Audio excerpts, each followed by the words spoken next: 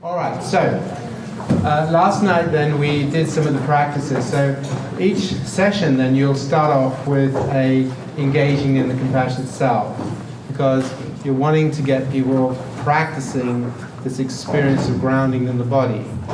So that's what we're going to do.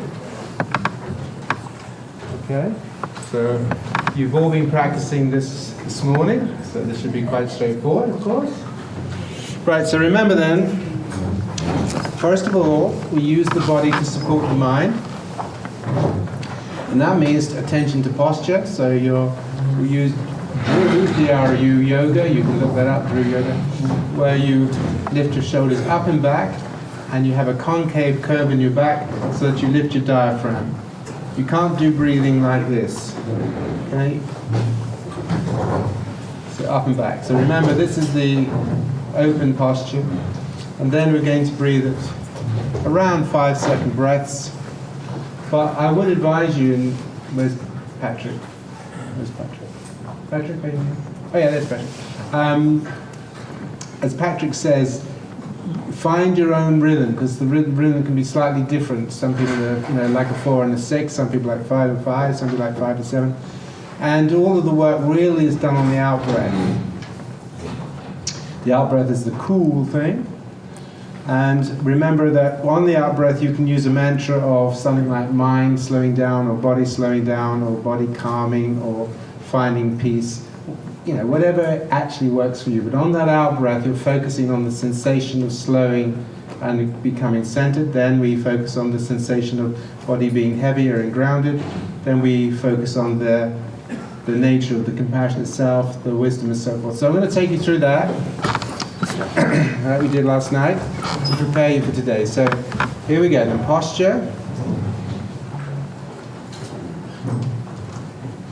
Everything in line, ears in line with your shoulders, shoulders in line with your hips, hips in line with your knees, knees in line with your feet, pointing forward, hands resting gently in your lap, breathing in through the nose, around the count of 5 seconds, holding the breath for 2 or 3 seconds, and then letting the breath ease out for 5 seconds. Noticing the pause at the bottom for 2 or 3 seconds, and then beginning the cycle again.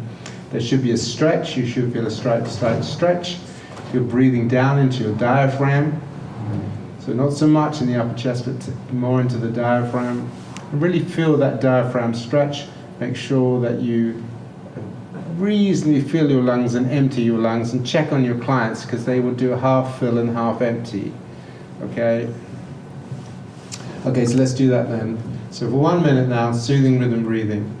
And remember, friendly facial expression. And feeling yourself grounding in your body, body becoming stable like a mountain.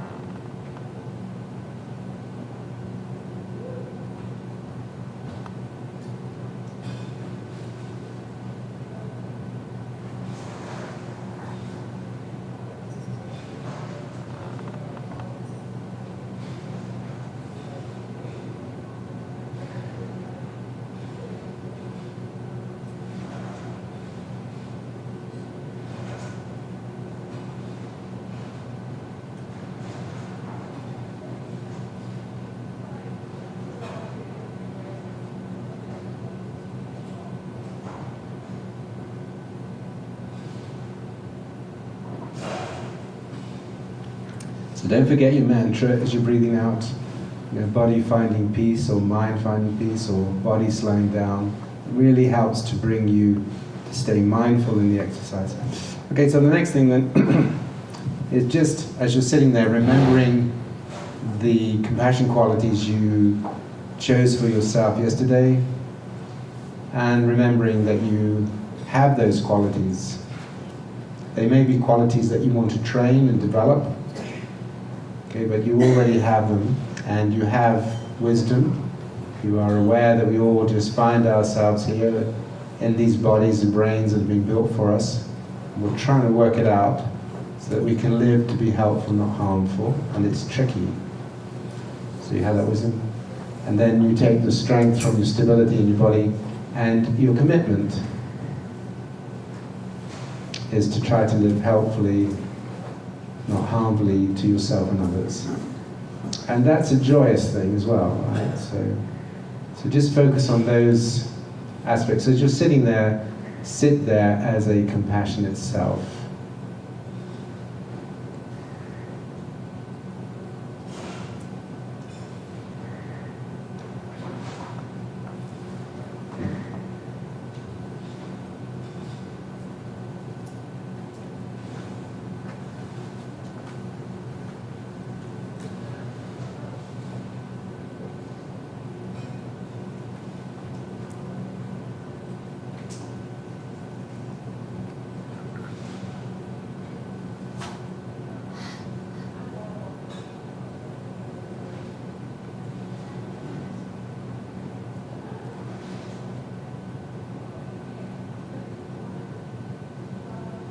You might want to create an image in your mind of your compassionate self, how you want to be. And just imagine seeing yourself moving around in the world as that compassionate self. So last night you were walking around as the compassionate self, and you compared that to your more anxious, paranoid self. So you're just imagining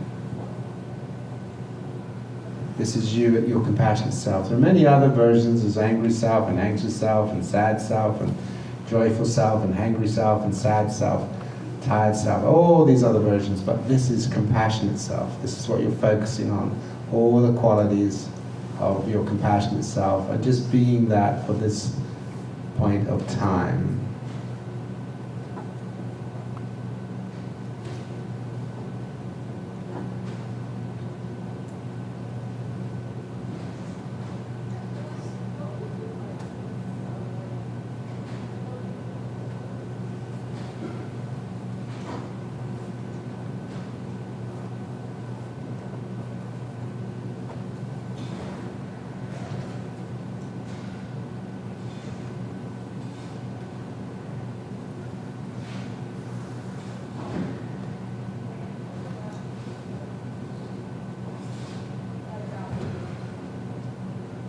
So noticing body becoming heavier in the chair, becoming grounded. Just let the chair hold you up. Let the chair hold your weight.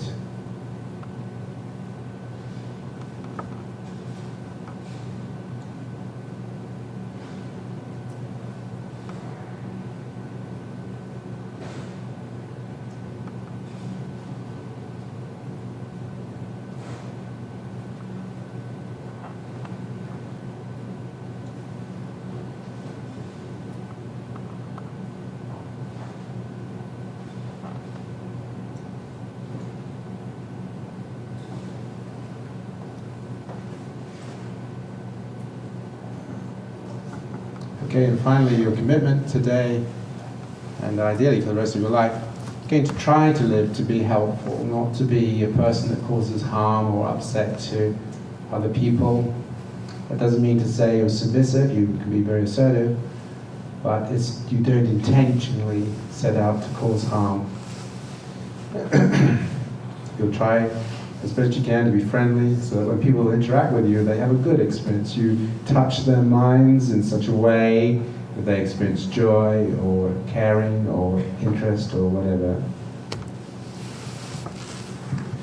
Okay, that's great. So we'll come out of that now. I had my bells, but they were in the bags. Okay, so what I'm going to do now is a little review, and then we're going to do a little exercise called multiple selves. So, as part of our review, we can remember that CFT has to be rooted in basic psychology, and if we use the basic psychology of the four main functions of mind, this will help us. So the first function of mind is motivation. So all life forms have to be motivated to do something, to feed, to defend themselves against dangers, to move away from dangers, and to move towards things that are conducive to their survival, and also reproduce. So organisms, genes build organisms that have life tasks, and during the course of their life they will try and achieve those things, even the bacteria in your gut. Okay? But they won't be aware that they have a life task. So there's no point in asking the bacteria, what's your life task? Because they won't know. Then, in order for us to fulfill our life tasks, our basic motives or whatever, we need emotions that will change body state according to context. Okay? So if I'm motivated to reproduce for sexuality, then I need to have a body that will physiologically change me when an opportunity comes along. I need a body, if I'm orientated to avoid harm, then I need a body, mechanisms in my brain and body, that will change me so that when harm arises, I can do something. But I don't want to be in that state all the time, because I don't want to be in a state of harm avoidance, in anxiety, if there's no threat, right? So emotions are these bodily changes of state that orientate you to certain kinds of behaviors according to certain kinds of contexts. So, as we saw yesterday, we have 3 types of emotion. These are emotions that are there for defense and protection, to detect harms and then take action. The 3 big ones are anger, anxiety, and disgust. They're the 3 big ones, and they're the ones that do most of the work in what you do. So in reality, your work is dead simple. It's the 3 big ones: anger, anxiety, and disgust, and how they relate. And we're going to see that in a moment.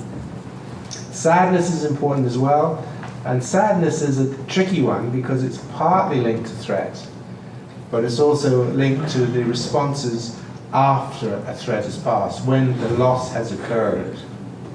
Right? Then we had drive emotions, the emotions which are basically reward, positive emotions which are activating, which move the body to go out and do things, to hunt, to find a partner, to build a shelter, whatever, to gather food for offspring. These are activating emotions, and when things good happen to you, you have an increase in resources, you achieve things, your dopamine system gives you a nice buzz. You feel good about it. Right? So if you win the lottery and you're worth 100 million, you'll be hypomanic. You won't be able to sleep for a few nights. Your mind will be constantly having intrusions. Oh my God, I'm rich. Mind you, somebody else said in the audience that I sent this to a paranoid patient, and he looked at me in horror and he said, "Oh no, Dr. Gilbert, think of all the people that will want to kill you for your money."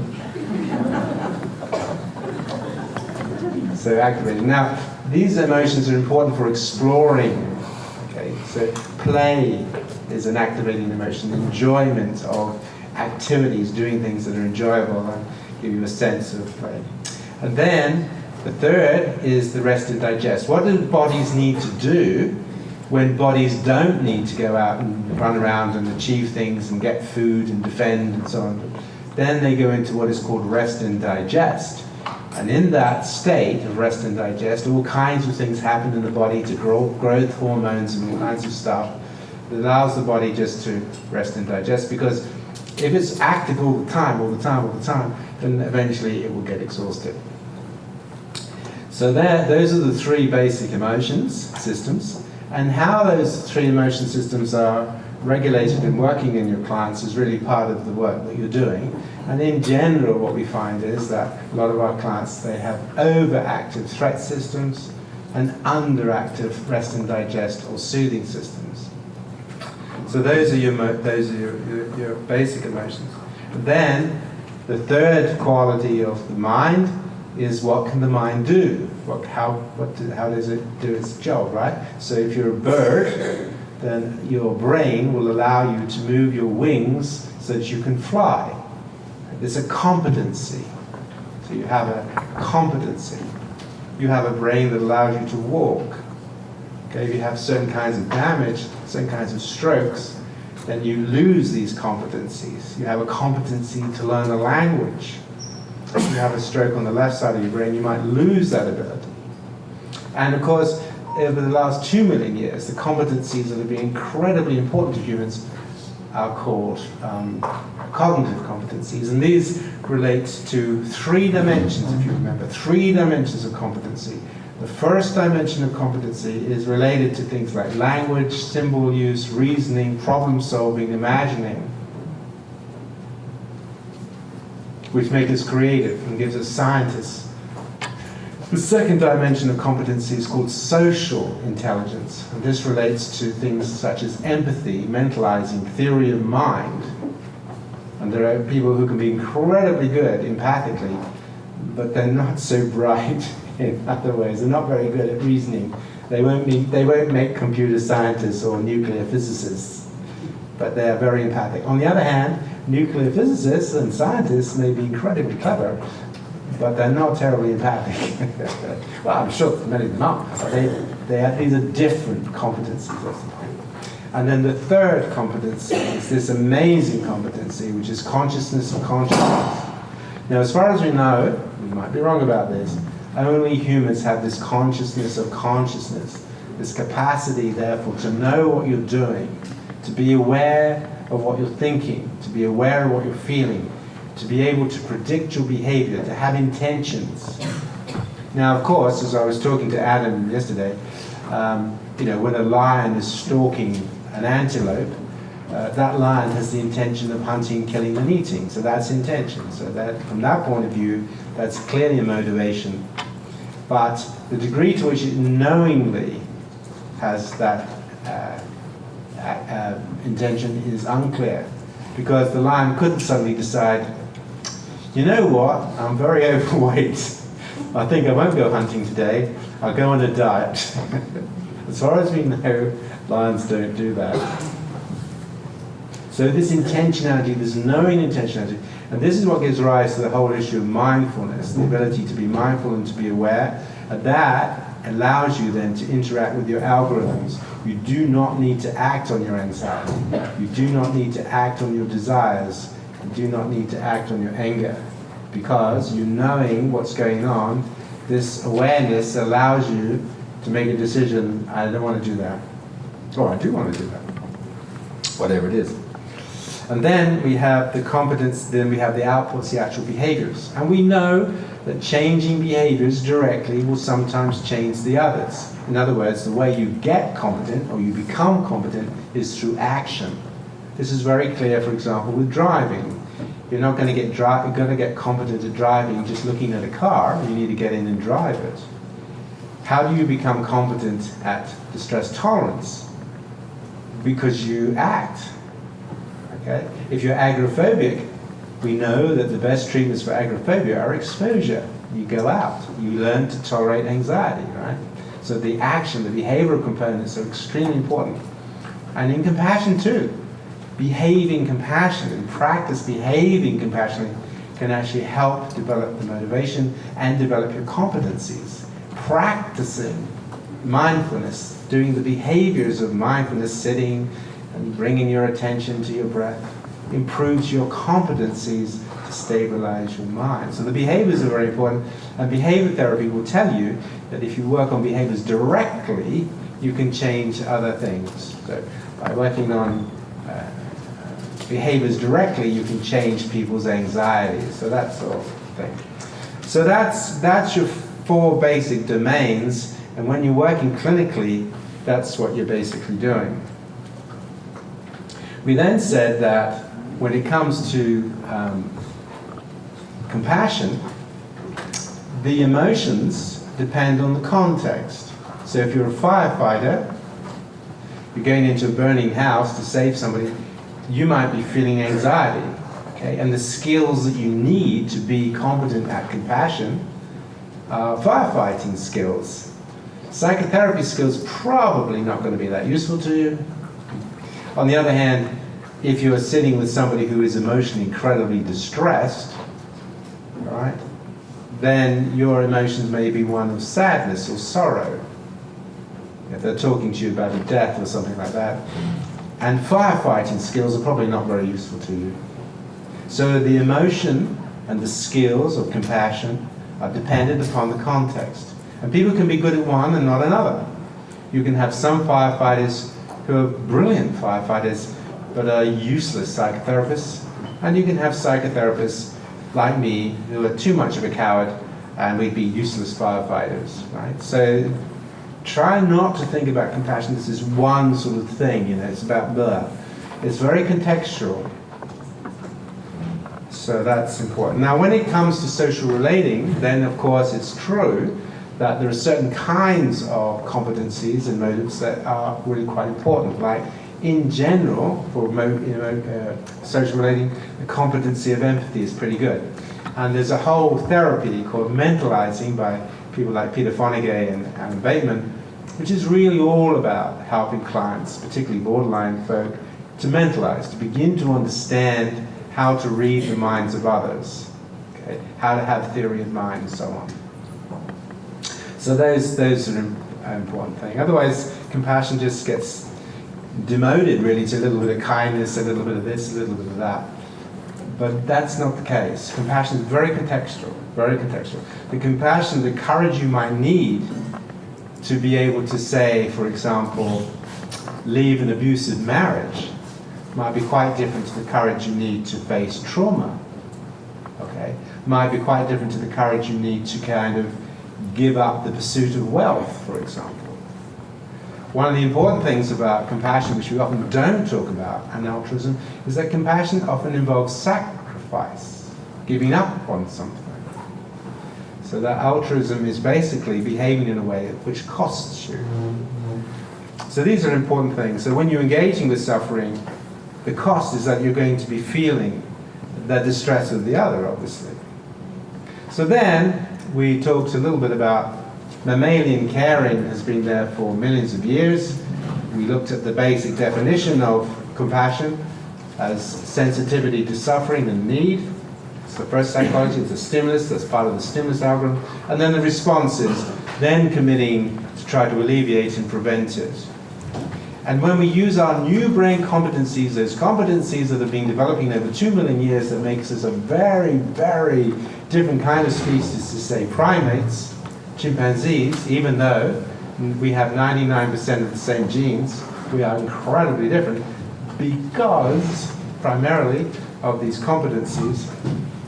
This allows us now to take caring motivation and knowingly and intentionally apply caring to a whole variety of situations. And this means that we can be caring for a whole range of different different phenomena. For example, you can care for your garden. You can look after your flowers. You can care for your pets. You can care for the ecology. Okay? You can learn to keep your house clean. You can care for your prized possession. Like I have a prized guitar, so every so often I clean it and change the strings on it and make sure that it's all okay. I look after my guitar because I love my guitar. So this capacity then for knowingly that if I do that, this will have that effect. This is what makes mammalian mammalian carrying into compassion. And that's why when you're doing therapy, part of what you're doing is not only developing the motivation to be caring, but you're developing these competencies for caring, these awareness. Why am I caring? Why do I want to develop compassion? How will it help me? Okay, all that stuff. So that's important. And Adam was asking me yesterday about this distinction between soothing and compassion. So the soothing system, the rest and digest system, will allow you to build the physiological infrastructures, the vagus and so forth, that will help you to become compassionate. So we do a lot on that, but how you are compassionate will depend on the context. So you're not going to be in the soothing system if you're running in to save a baby in a burning house, are you really? okay? But your capacity for practicing the mind, training the mind in compassion, is supported if you can do this using the rest and digest system with the breathing and the focusing and so forth. And the third thing we mentioned is that we can then generate our therapy for compassion, which is by the 12 competencies.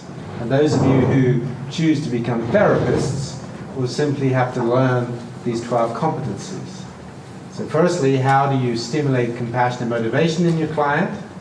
And you might do that through all kinds of ways, motivational interviewing, for example, and so on. How do you help people start to pay attention to the things they need to pay attention to? You'll be very familiar with the fact that many therapies have talked about experiential avoidance. The whole of Freudian psychoanalysis is experiential avoidance. Why do you have defense systems? Why do you have repression and denial and dissociation? They're all forms of experiential avoidance. Experiential avoidance wasn't invented in CBT. It's been around for ages, right? But the Freudian view was always that there are things that come into mind that overpower the ego and have to be kept out of consciousness. That's the whole point. So what you're doing with sensitivity is you're helping people pay attention to things that they've tried not to pay attention to. They've tried to avoid paying attention to. And when they begin to pay attention to those things, and as Freud noticed, and other analysts noticed, and CBT noticed, they start to react to that.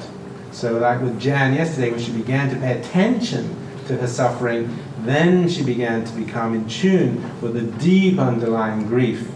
So that is what we call sympathy, or the reaction to what we're paying attention to. Now we call it sympathy because it is an emotional reaction, okay? It may not be empathic, it's just the reaction, okay? So you may have a patient may sit in front of you, like we said yesterday, says, oh, I had a bad week because I had to bury my father. And you may then have this reaction, oh, that's sad. But it turns out it's not empathically accurate because the client didn't like the father. So then you have your reaction. So supposing, for example, I'm now going to start to work on my trauma memories. I've tried to put it out of my mind. I've tried to drink it. I've tried to not think about my trauma.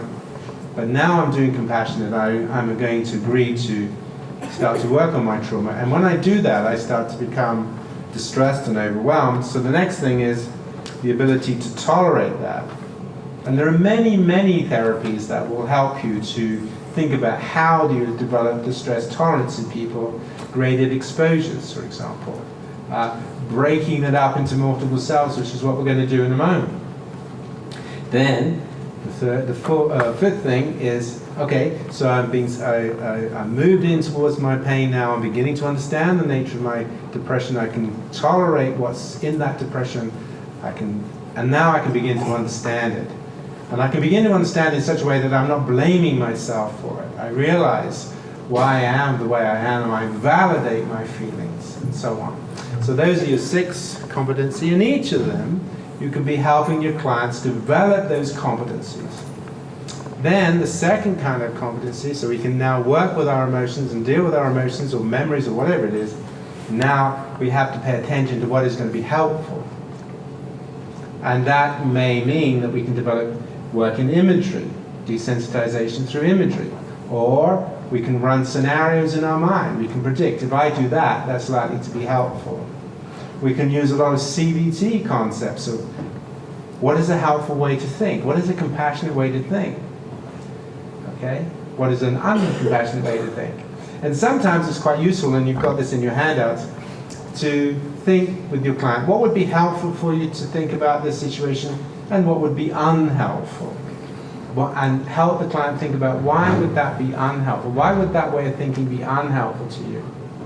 Because that can be quite useful. And then, of course, there's the behavioral component. The behavioral work of compassion is very, very important. A lot of behavioral practices, such as doing one compassionate thing for yourself and another person every day. Like last night, walking down the street with a friendly face and noticing that your wish while you walk down the street is that when other people see you, they have a good experience rather than a negative experience. Compassionate eating. Thinking about your diet. taking an interest in why you might be suffering. We know that the diet now does have an effect on depression. We know that the inflammatory processes can impact on depression. We know that high carbohydrate sugars are not good for the people who are vulnerable to mental health problems. Taking exercise. There are lots and lots and lots of behaviors that you might build in that's going to be helpful to that person. Using the body to support the mind, we've been doing a lot of that, teaching the breathing exercises, the grounding in the body, the using of the vagus nerve, the stimulation of the frontal cortex. And of course the feelings are related to kindness sometimes, but also experiencing what you need to experience in order to move forward. So that was really quite a lot of yesterday, and you did some fantastic work on all that yesterday, so it was quite a lot in. And then we said, okay, so now that we've got this understanding of compassion, what we now need to do is to get a little bit deeper into what is going on in the attachment system. What is attachment actually about? So there are many things that attachment are about. We saw that. Mums will regulate the temperature of their babies, thermal regulation. They will soothe them and cuddle them. They'll feed them. They'll guide them. They'll encourage them to go out when they need to go out. We saw that lovely little video of the girl dancing. And then we saw that actually there are, according to attachment theory, at least 3 basic dimensions. Firstly, that proximity seeking, that there is someone or something when you are distressed that you can turn towards. And when we're doing this for ourselves, there is a part of ourselves that we can turn to, that we can try to activate. We can try to activate a pattern within us that will be helpful to us. So if I'm in an angry mind, can I notice that angry mind and choose to move to another state of mind that's going to be helpful to deal with the situation that I'm angry about? Okay, so I gave an example towards the end of yesterday about when my father died and I had my rage attack. But then the compassionate part came in to just help me ground. Secure base. The ability for your inner compassionate wisdom, your inner compassionate strength, your inner compassionate commitment to provide you with encouragement to face what you need to face, but to do it in a supportive way, a kind way, a friendly way, okay? Not a critical way. So if you're if you're an agoraphobic and you need to go out, you have a voice in your head that's encouraging and supporting. Look, this agoraphobia is not your fault, Unfortunately, you have a brain that's giving you agoraphobia. There's 200 million agoraphobics in the world. You're not the only one. You're doing fantastic. You showed a lot of courage in going out. Just keep going. See how far you can get. You're going to gradually teach your body to be able to tolerate this anxiety. You're doing well. Just keep going. Keep the breath going. So you're having this voice in your mind, this gently encouraging, supportive, just like you saw with the child on the stage. Okay? Which is very different from a panicking voice. Oh my God, I don't think I can do this. Oh my God, this is getting worse. Look, my heart's going up, I can't cope. Or a critical voice. Oh, you're just stupid. Why are you agoraphobic? I mean, come on, you can't even go to the shops? What the hell's the matter with you? I mean, people are flying around the world and you can't go to the shops? So there are different voices in the head. And you saw that with this, with the video, the Stewart video. How you cope with the different voices, the critical voice and the anxious voice, right? And then we have safe haven. And safe haven is this soothing ability, the ability to be able to experience and to trust the process of soothing. Okay, and that's an important process. So when the child turns to the parent because they're distressed, okay, and you saw that yesterday, we showed you a video of that yesterday, the first child goes to the parent picks them up and is calmed down very, very quickly. So this capacity to be soothed by this compassion process is very important, whereas the other children, they weren't so easily soothed. That's an important quality that we develop for your compassionate self. Your compassionate self has a soothing quality to it, and part of that comes because you're using the body to support the mind. Your compassionate self also has empathy and will validate the experience. Now when you have this part of yourself working, you can switch into this mental state, grounded, focused, intention. Now you can begin to engage with what you need to engage with. Okay? So that was really the story of yesterday. And we also mentioned, which I didn't show you, which I'm going to show you now, the importance of what we call FBRs. Now, FBRs are the fears, blocks, and resistances, and that is a lot of what your work is. How to work with fears, blocks, and resistances. I mean, I had a colleague here in this country, actually. It was a mindfulness, and they said, oh, we tried some of your compassionate imagery, and people didn't like it, so we're not going to do it. Okay. As psychotherapists, of course, the moment somebody says, I don't want to do that, you know exactly what you're going to be helping them to do. I mean, you know, if you have a panic patient who says, I'm very happy to come and see you, provided you don't make me panic. I've had enough of panics. I'm coming here for you to take it away.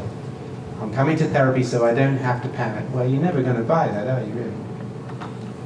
And the other thing is, as a therapist, never form a contract on getting rid of something. I'm coming here to get rid of my depression. Why? Because you'll set up a monitoring system. It's a little bit like sleep. You know, you're laying in bed. Am I asleep yet? Nope. I'm still not asleep. I've got a busy day tomorrow. I've got to go to sleep. Okay, go to sleep. Make yourself go to sleep, right? Shit, I'm not asleep. I'm not asleep. I'm not even more asleep than I was 5 minutes ago. If anything, I'm more awake. Okay, so the moment you start to monitor, you're in trouble. And this is what happens, because sometimes with depression, it'll get worse before it gets better, because they're engaging in pain, right? And if they're monitoring, am I feeling better? They wake up in the morning, am I feeling better? No, I'm not. That poor Gilbert, he's useless. Absolutely useless. In fact, I feel worse. Having spoken to him and realizing that my trauma is causing my depression, I feel terrible. So I'm not going back to him. He's useless. I need somebody who's going to get rid of my depression. So all the time you're talking to people, not about getting rid of, but how we can engage with what is causing your suffering in such a way that you can learn to tolerate it and find your way of healing it and dealing with it, and then we'll see what happens. Okay, great. So the first thing then, fears. Now the fear of compassion is usually related to things about what will happen if I become compassionate. One fear is I'll become weak. I won't be able to achieve my goals. Compassion is a weakness, or compassion is an indulgence. Or as I start to become compassionate, I become overwhelmed by grief. When I become compassionate, I just realize how deeply lonely I am. When I think about my compassion image, I realize I've never had anybody in my life that really cared about me. I can't bear that. Another fear is that if I start to do it, I might not do it very well. I might fail. I might be useless at it. Very common, right, with your clients. This isn't in your PowerPoints, I'm terribly sorry, so you'll have to write this out. But it's very brief. Very common for people to worry they're not going to do it right.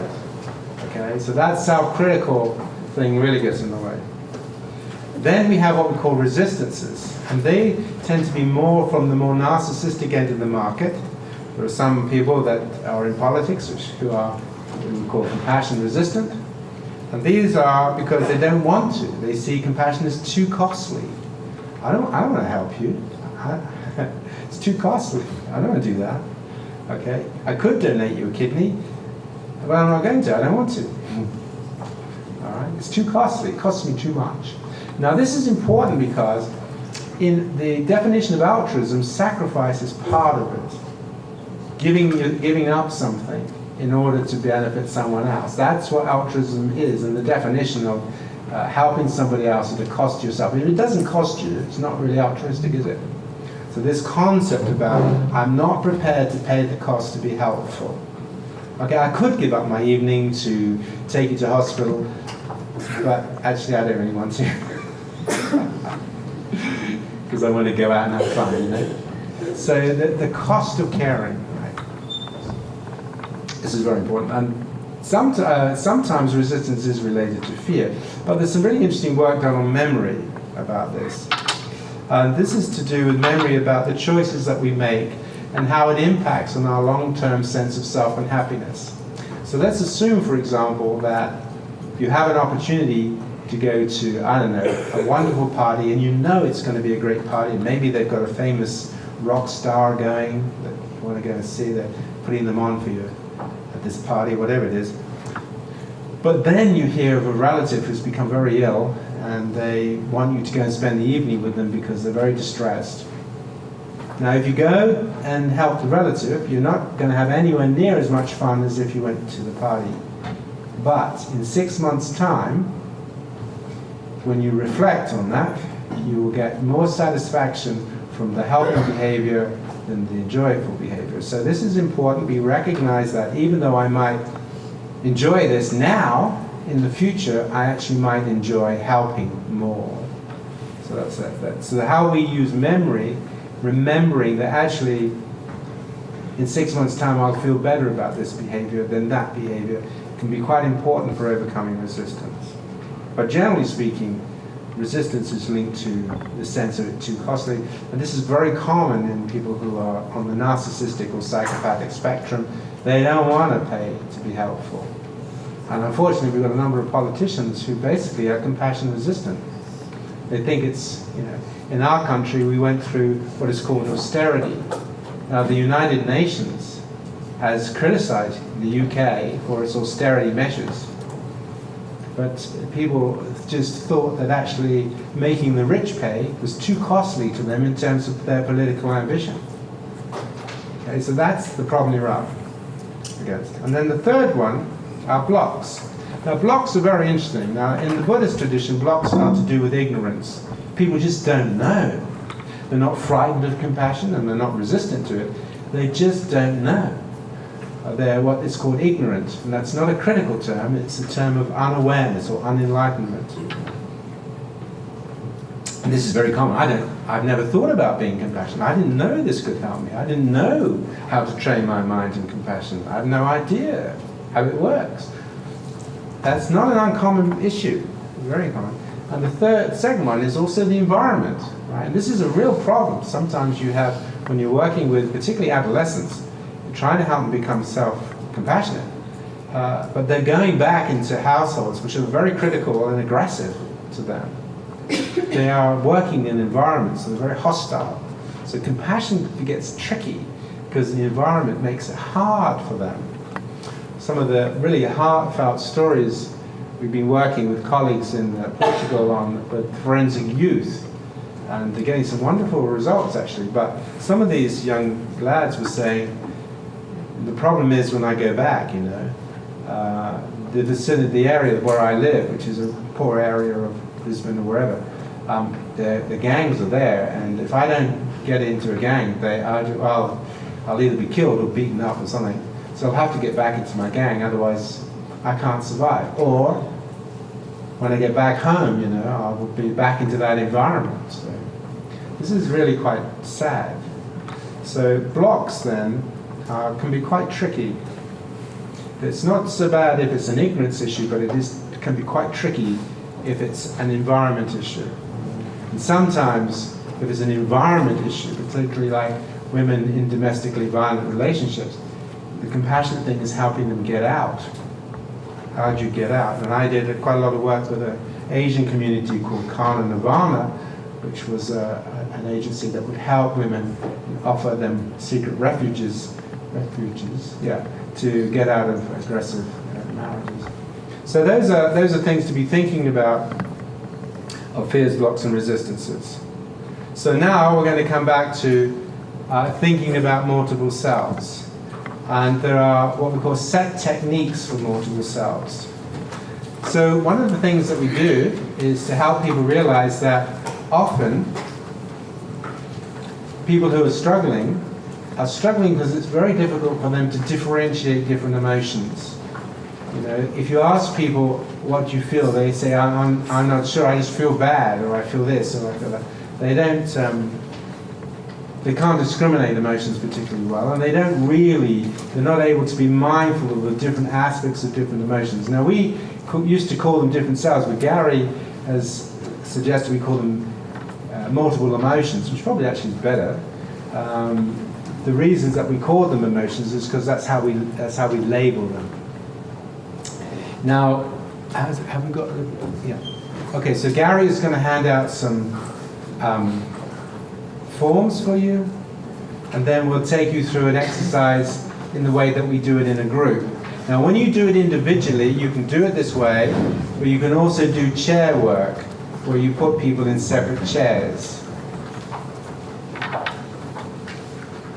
Now for this exercise, I will need the help of the audience, because without your help, I'm terribly sorry, I won't be able to do it.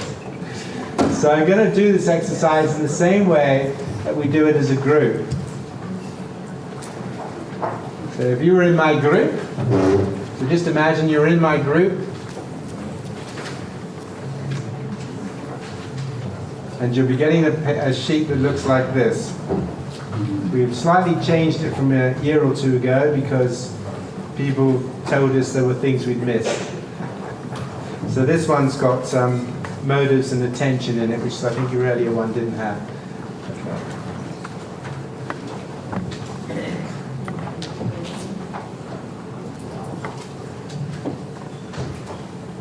So you can fill this in for yourself as you go. Just waiting for everybody to get a sheet.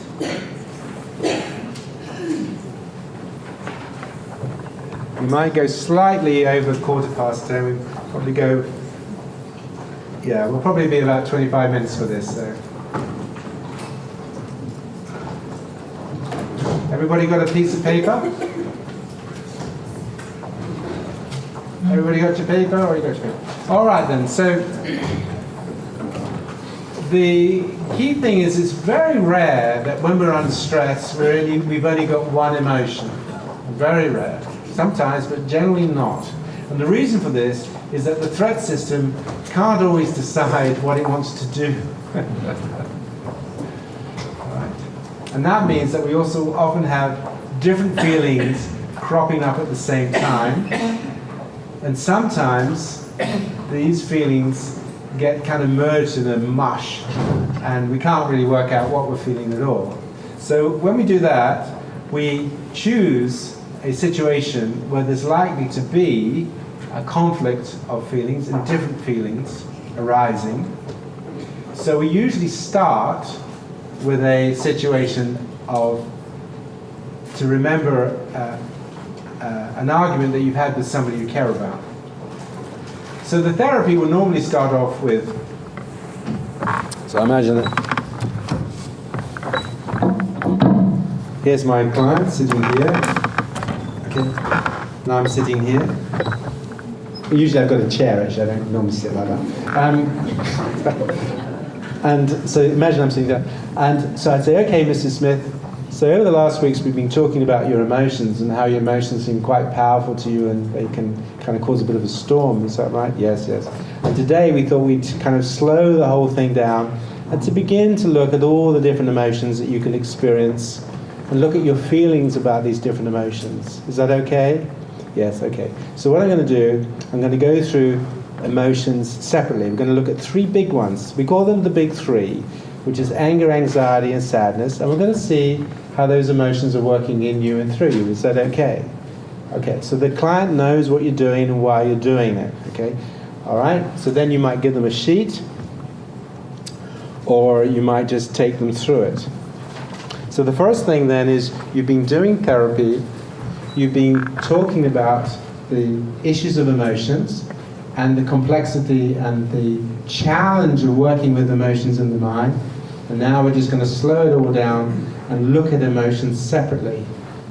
And this is something that we do at CFT all the time. We isolate a process and look at that process individually.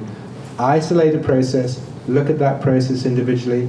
And when we do self-criticism, you'll see the same basic theme. Okay, so there we are. We have Mrs. Smith there. Okay, but now we're going to work with you as a group. So as a group then, and I will need you to shout things out to me, if that's okay. I'd like you to bring to mind an argument that you've had recently with somebody you care about.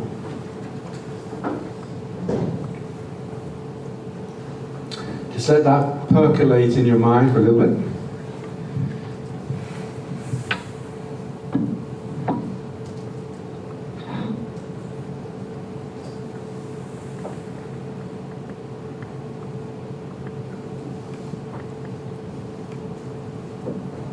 Okay, so what we're going to do is we're going to focus on the different emotions and feelings that came up for you, both at the time and maybe later.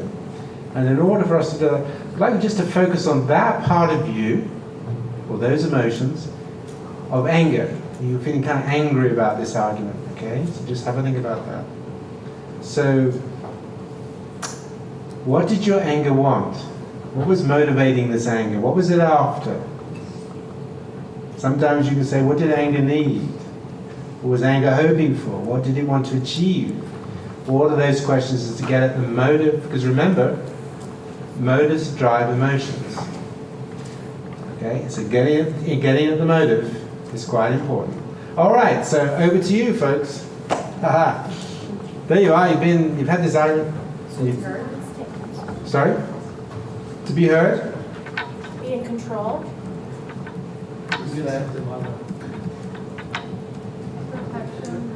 Is anybody good at typing? Do you have any typers? Sorry, what was the other thing? To be in control to... Kara. We have magic fingers, Kara. Thank you so much. You'll have to just keep knocking off the, because it'll keep wanting to go into italics. So we just knocked it off. Okay, to be in control. One more then. Sorry? To protect me. Protect me. So anger is to protect you.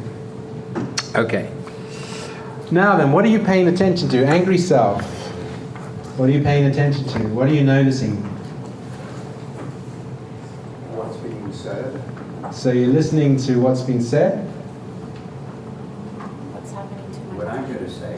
What I'm thinking about, I'm paying attention to what I'm going to say next, yeah? Their reaction. Their reactions?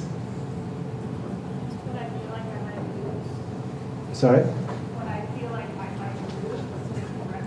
Okay, so that's going to be a thought. So I'll come to that in a moment. Okay, that's great.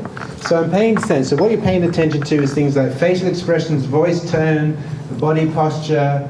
You know, does this person, do they appear to be friendly? Or are they, all of that stuff. So teaching your client that what you pay attention to in your anger is the conflict, the issue of the anger and the other, right? Okay, so what's going through your mind? Wonderful CBT question. What are you thinking? It's unfair. It's unfair. Why don't they listen? Sorry? Why don't they listen to me? Why don't you listen to me? You're a jerk. You're a jerk. You're the worst. You're the worst. Okay, this is getting better. This is getting better. Okay. Yeah. So you're starting to have these things. And now in the group, right, if I was doing a group, because you want to give desensitized people to anger, particularly for people who are frightened of their anger, you may say, anybody in the group thought, fuck you? Anybody thought that? Fuck you? Anybody thought, yeah, there we are. You have a few fuck yous in the room. Thank you very much. Now notice your reaction, right? You now laughed. That's really important, because that person might have been very frightened to acknowledge that they had a fuck you thought. But here it is, it's on the board, you can think it, it's okay to think it, and we can even laugh at it. We can allow ourselves to feel it and think it. Great. Okay, so that's great, thank you so much. Okay, so now, where is anger in your body? Where is anger in your body? Fists. It's in the fists, chest, stomach, neck, jaw, clenched teeth, shoulders. Okay, sorry? Eyebrows. Fantastic. Okay, so generally speaking, anger goes up the body. Why? Because you're preparing to fight. So, and it's a certain type of tension. Okay. Now, this is important because sometimes when you're working with people, the body can give clues to emotion that's not being recognized. So when somebody's talking about, say, their parent, and you see them doing this, you might say, "What is your fist doing? If your fist could speak, what would it want to say?" So you pay attention to body. Now, people who have occipitable headaches, sometimes these individuals are carrying quite a lot of anger because They're literally like this, in a very subtle sort of way. Okay, so we got the body. And what would happen if your anger got more and more intense? Where would it go? Yelling. So that's an action. We'll come to that. That's a good thought. Where would it go in your body? Yes, so it tends to go up the body. So sometimes your clients say, oh God, you know, sometimes I just feel I'm going to explode. I feel my head is going to just explode, right? Okay, so that's great. So now then, what would you like to do? Shout? Punch? Sorry? Stomp? Leave. Okay, great. So there are three basic responses. Well, there are four, but the three main ones are activation, from raising your voice, criticizing, blah, blah, all the way to becoming more physical, towards hitting something, towards actually hitting the person, right? So this is activation of anger. And the people who have anger difficulties often don't have any middle ground. They can get a little bit angry, then they go into the Hulk. Right? They don't have any sort of degree of anger. The other one is leave, which is called cutoff. Now that can be quite useful. That's it, look, I'm getting really quite cross and I don't think this is a good, you know, this isn't a good time for me to be discussing this. Can we just let it calm down, maybe come back to it tomorrow or whatever? That can be quite useful. But sometimes people will use cutoff as an avoidance. So whenever the topic comes up, look, I don't want to talk about this, it just gets me really upset, I don't want to talk about it. And then that's avoidance, right? And the third one is passive aggression. Now passive aggression is where the individual starts to become angry, and then they decide they're going to pull out, but they're going to ruminate. So they'll say, oh, it's okay, look, we don't need to argue about this, it's okay. Look, I agree with you, we, you know, I wanted to go to Scandinavia, you want to go to Greece, that's okay, it's all right, we can do what you want, it's fine. But then the person thinks, but I'm not going to let you sleep with me for a month, you bastard. And when we go to Greece, I'm going to forget the sun cream, so you're going to get burnt. See, so that is, but they're smiling. But passive aggressive they ruminate, and they can be tricky in therapy, and they can cause you can find yourself feeling the anger with them that they're not actually expressing to you. So passive aggressive clients in therapy can be tricky. And we'll talk about that maybe a little later. Okay, so therefore we've got the thing. Now, what about memories? What memories come to mind when you get angry in these relationships? Previous fights, okay, going back to childhood, whatever. Okay, so the key thing then, remembering what we said yesterday, classical conditioning, emotional memory, the body remembers that for those individuals who've had histories of where they felt frustrated, not listened to, invalidated, and so on, these individuals can be very sensitive to certain kinds of arguments where they feel out of control or being unnoticed or disrespected. And they have very powerful physiological responses because of history. And it's quite important for people to realize that sometimes the power of one's emotional reactions are linked to one's history. And how does anger settle?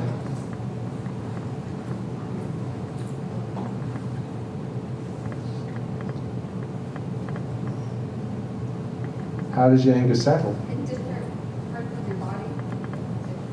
Yeah? It manifests in physical conditions. So how would you settle anger? Breathing. Could be breathing. Exhaust yourself? Sorry?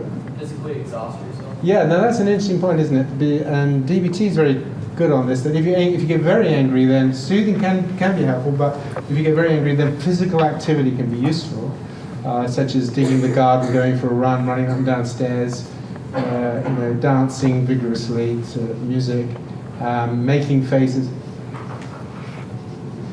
Gurning, it's called gurning. It's surprisingly effective, actually. But doing something physical can be quite helpful.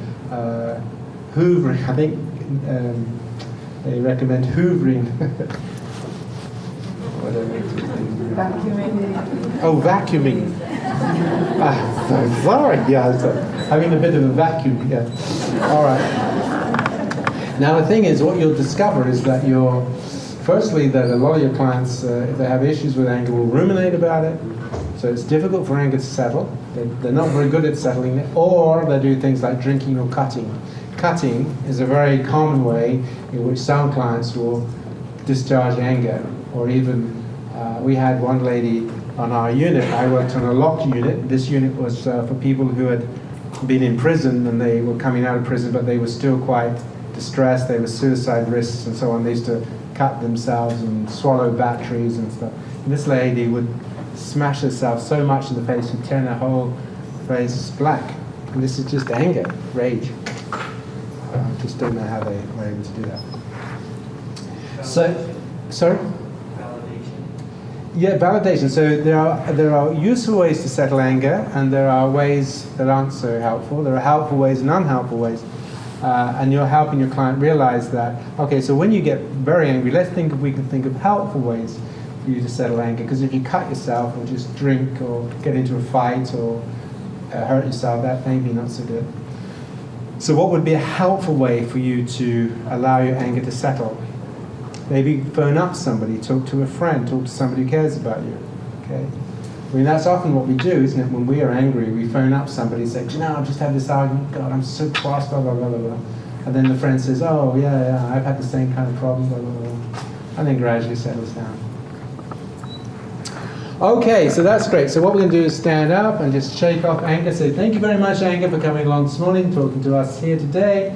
Very interesting. We now know what you're paying attention to. We know what you're motivated, what you want. We know what you're thinking.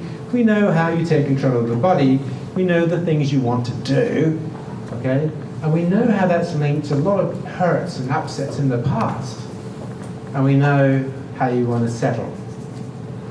So, fantastic. You know a lot about your anger. Thank you so much. Okay, but I would like you now just to move to the side because we want to talk to another part of you. So just stand up for a moment, shake it off. Take a breath, stand up, just shake it off.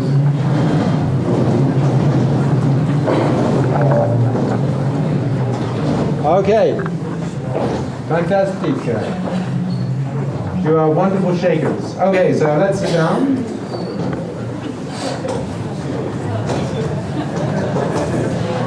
Okay. Now, so sometimes when we have arguments, it's not really what we want, right? So there can be a part of us that can worry about this argument. What does the argument mean? Why does it happen? And so on and so on. So just for a moment, take a breath or two and really try and be in contact with that part of you that could be, or was, or is, or might be a little anxious, or maybe very anxious. The part of you that feels anxious about getting into these kind of arguments with people you care about. It's maybe hidden in the background. Just try and make contact with any anxiety that you might have.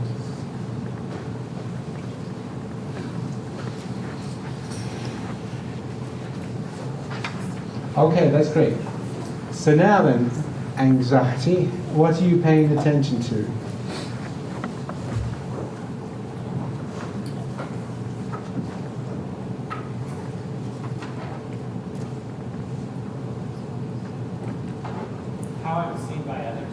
How I'm seen by others. You might be paying attention to the same things that angry self are paying attention to. Okay? So it could be how I'm seen by others, but you could be paying attention also to the nonverbal communication, the voice tones, the content, all that stuff, right? So you're paying attention to the message. And if you're a CBT therapist, then the interpretation of the message, which we'll get to in a minute when we look at thoughts. Okay, so what do you want? Anxiety. What do you want? What are you looking for? What do you need? Control. Sorry? Yeah. Safe. Safe. Yeah, to feel safe. Or connected. Connected. So feel safe. Okay, yeah. Competent. Competent. Escape. Escape. That's a behavior, so we come to that. This is very important actually, because just being clear with your clients what is an attention, what is a motive, and so forth. Solve the problem. Solve the problem. Okay. All right. So anxious self, what are you thinking?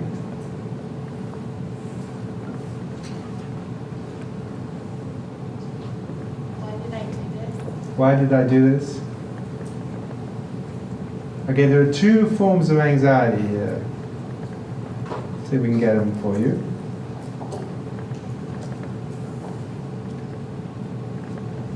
Okay, so sometimes when I'm working with the group and they get this, is there anybody that's sort of anxious about the fact that they could say things that would be very hurtful, or say things that maybe the other person would take negatively and would look down on you for? Are you worried about the kind of things you might say?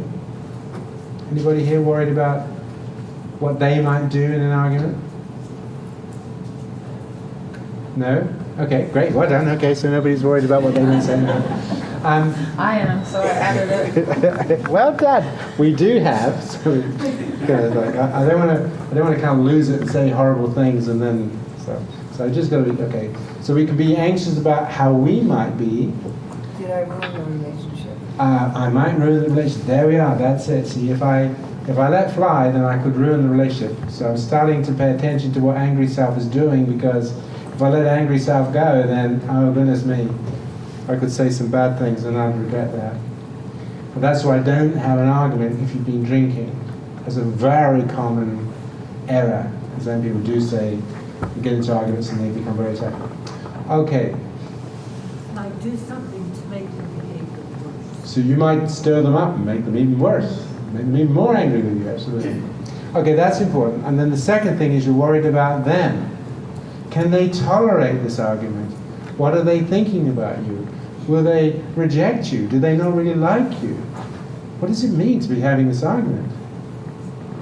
Okay, so you're worried about, can I trust them? Just like the child, can I trust my parent? If I'm angry, will my parent attack me or reject me? And in therapy too, the patient may worry, if I express anger, will the therapist reject me? The fear of what the other will do focuses on the other. All righty, that's very good. So where is anxiety in your body? Stomach. Stomach? Chest? Yeah. Now, again, we're getting a little bit quick on this because of the time, but in your group, because it usually takes an hour or so in a group, you talk to them. When you're anxious, you tend to shake a little bit. Have you ever noticed that? That when you're anxious, you tend to shake a little bit? Have you noticed that yet? So there's a shaking, isn't there? Anxiety tends to shake the body a little bit. When you're angry, it tends to tighten the body. When you're anxious, it tends to shake the body. And so have you ever noticed if you've got very anxious, anxiety goes down the body? You can get, have you ever heard of jelly legs? Okay. You don't get jelly legs in anger. And sometimes, you know, if you get incredibly anxious, very terrified, you might even shit yourself and urinate. That's what can happen. And when children get very anxious, they can do that. But you never do that out of anger, because it's a very different muscular system. You'll never have an argument with somebody and say, I'm so angry with you. Oh God, I've shit myself now. Doesn't happen, does it, right? So the point is, a lot of your clients are not that body sensitive. They're not that aware of what it feels like in this area of your body when you're getting anxious. Okay? They're not that aware of the shaking feeling of anxiety as opposed to the tightening in anger. Partly because, as we'll see in a moment, is you can have both of them turning up at the same time. So this body awareness of anger body awareness, anxiety body awareness, it's going to be quite important in itself for clients. And you can spend some time in the group talking about this. How can you tell if you're angry or anxious? How do you know which is which? What happens if you feel both of them at the same time? Okay, so that's great. So what do you want to do?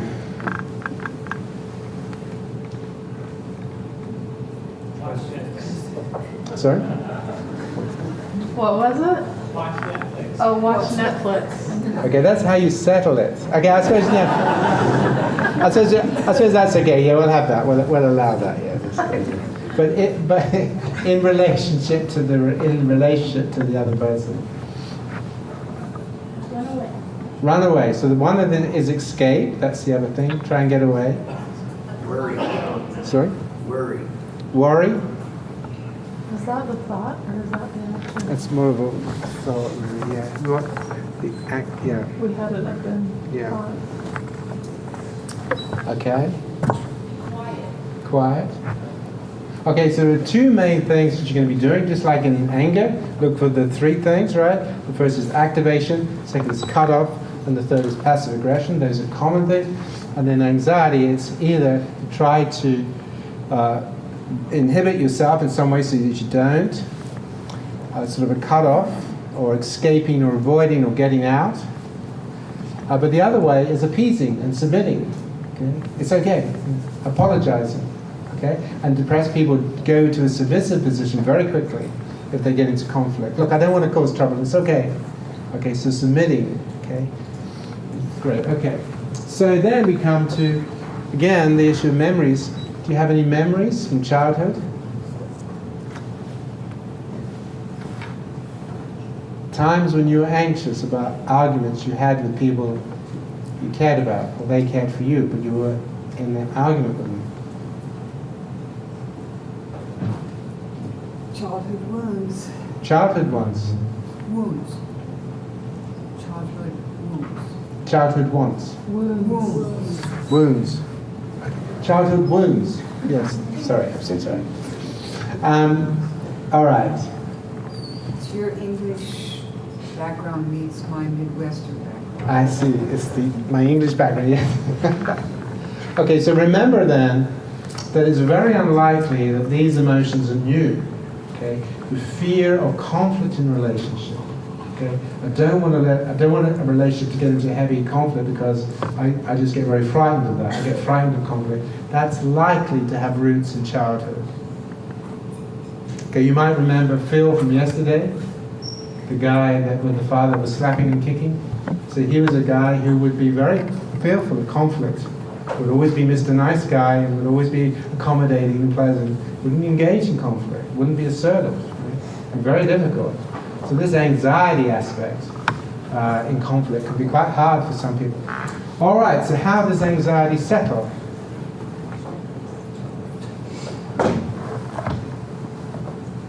Well, it's interesting enough, maybe in similar ways to anger, because they're both threat emotions, arousing threat emotions. Yeah, so you could go drinking, cutting, mowing the lawn, talking to a friend.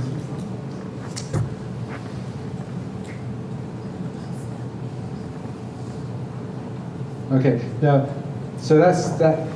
These are things to help your client think through. Okay, so is this how you typically cope with when you get anxious? Is this what you typically do? Is this how you try to settle your anxiety? Oh yeah, okay. Is that helpful to you? Do you think, would you like to find other ways of dealing with your anxiety when you get into conflicts? Would that be helpful to you?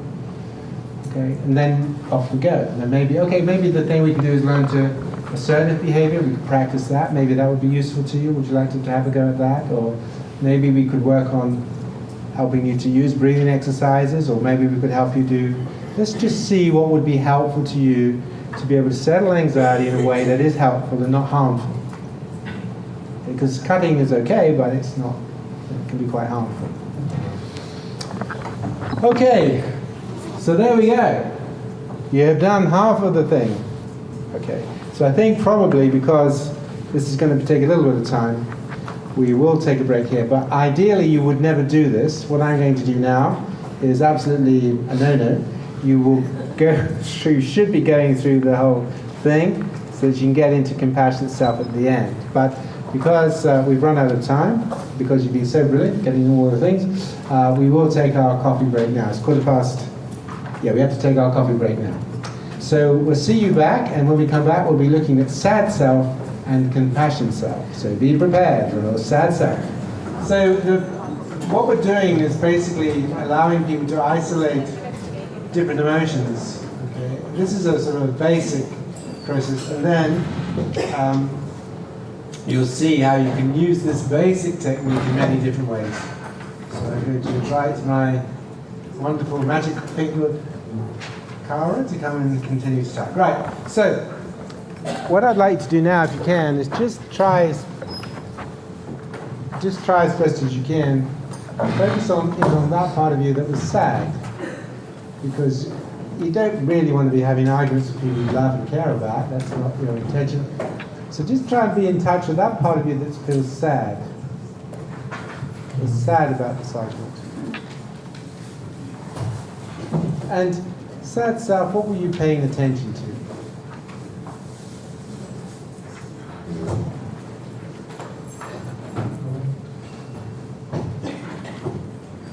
What were you noticing? I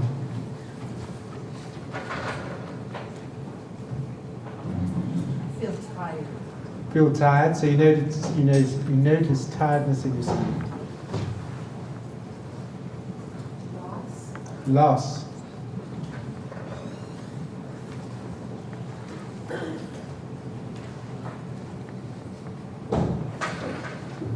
Okay, so remember that different emotions have different attention focusing processes. They all focus on different things, you know. When you're angry, you'll be focusing on the other person, that they're not listening to you. When you're anxious, you'll be focusing on the potential harmfulness of what's going on. When you're sad, you're focusing on the potential loss. Okay, so in fact it says there, look, there's a little, it says there loss, you know, give you a clue. So you might again be focusing on the voice tones of that person, but your experience of that is a sense of loss or disengagement or disconnection. So what do you want, sad self?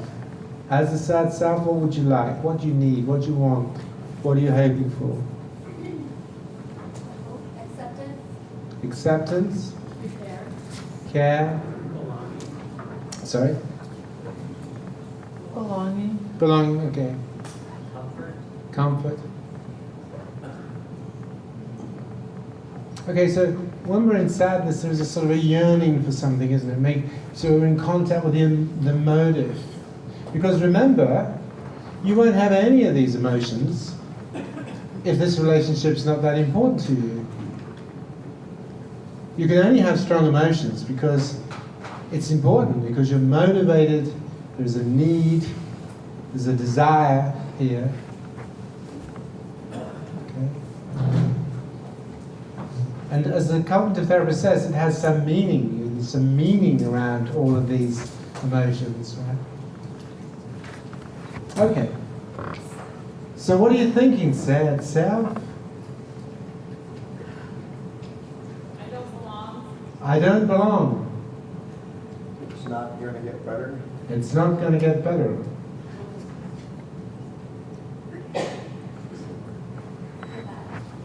Give up? No one cares. No one cares? I'm alone. I'm alone. Okay, so this is great. Okay? Because I've asked you for sad self. What have you given me? This is very, very common, very, very common. Hopeless self. Yeah, it's a hopeless, it's depression, isn't it? It's more of a depressed self. Listen, supposing you go to the movies, and you go to one of those movies where, you know, there's this big emotional issue, and maybe the children have lost their parents and they're searching for their mother, and eventually, after years and years, they find their mother somewhere, and then they're reunited, but unfortunately, they discover their mother's in hospital and is dying. And so right at the end of the movie, she says, I want you to know that I've always loved you, and I've been looking for you, and I'm so glad we've met. So, oh my God, so sad. So when you come out of the book, they're called weepies, aren't they? You know, weepy movies. You go to the weepy movie, and so you take your Kleenex along with you, kind of mood. But you probably don't feel hopeless and pointless and rejected and stuff like that. That's a different dimension. Okay, that's really important to help clients see that. And one of the interesting things for a lot of people is they will go straight into hopelessness or depression or pointlessness you've had an argument. That's very sad. That's it, right? So all those other things are partly to do with stuff that's gone on in the past. You'll never be the same. Sorry? You'll never be. The idea has never been the same, will be ruined. So all of these experiences are very important. And Tim Beck wrote a book called Love Is Never Enough, where he talks a lot about the way we deal with conflict. This book called Love Is Never Enough is all about how we deal with conflict, because conflict basically is a part of all loving relationships. And so if sad self does come up with these ideas of I'm alone, I'm rejected, it's all hopeless, it's ruined, that's going to make conflict really tricky. So this is very important. You're beginning to see how does sad self, this sad mechanism, work for this person or in this group, right? And you're having discussions with the people in your group about these things.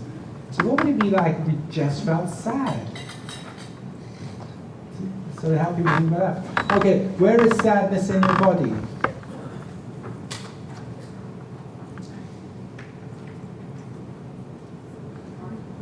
It's in the heart.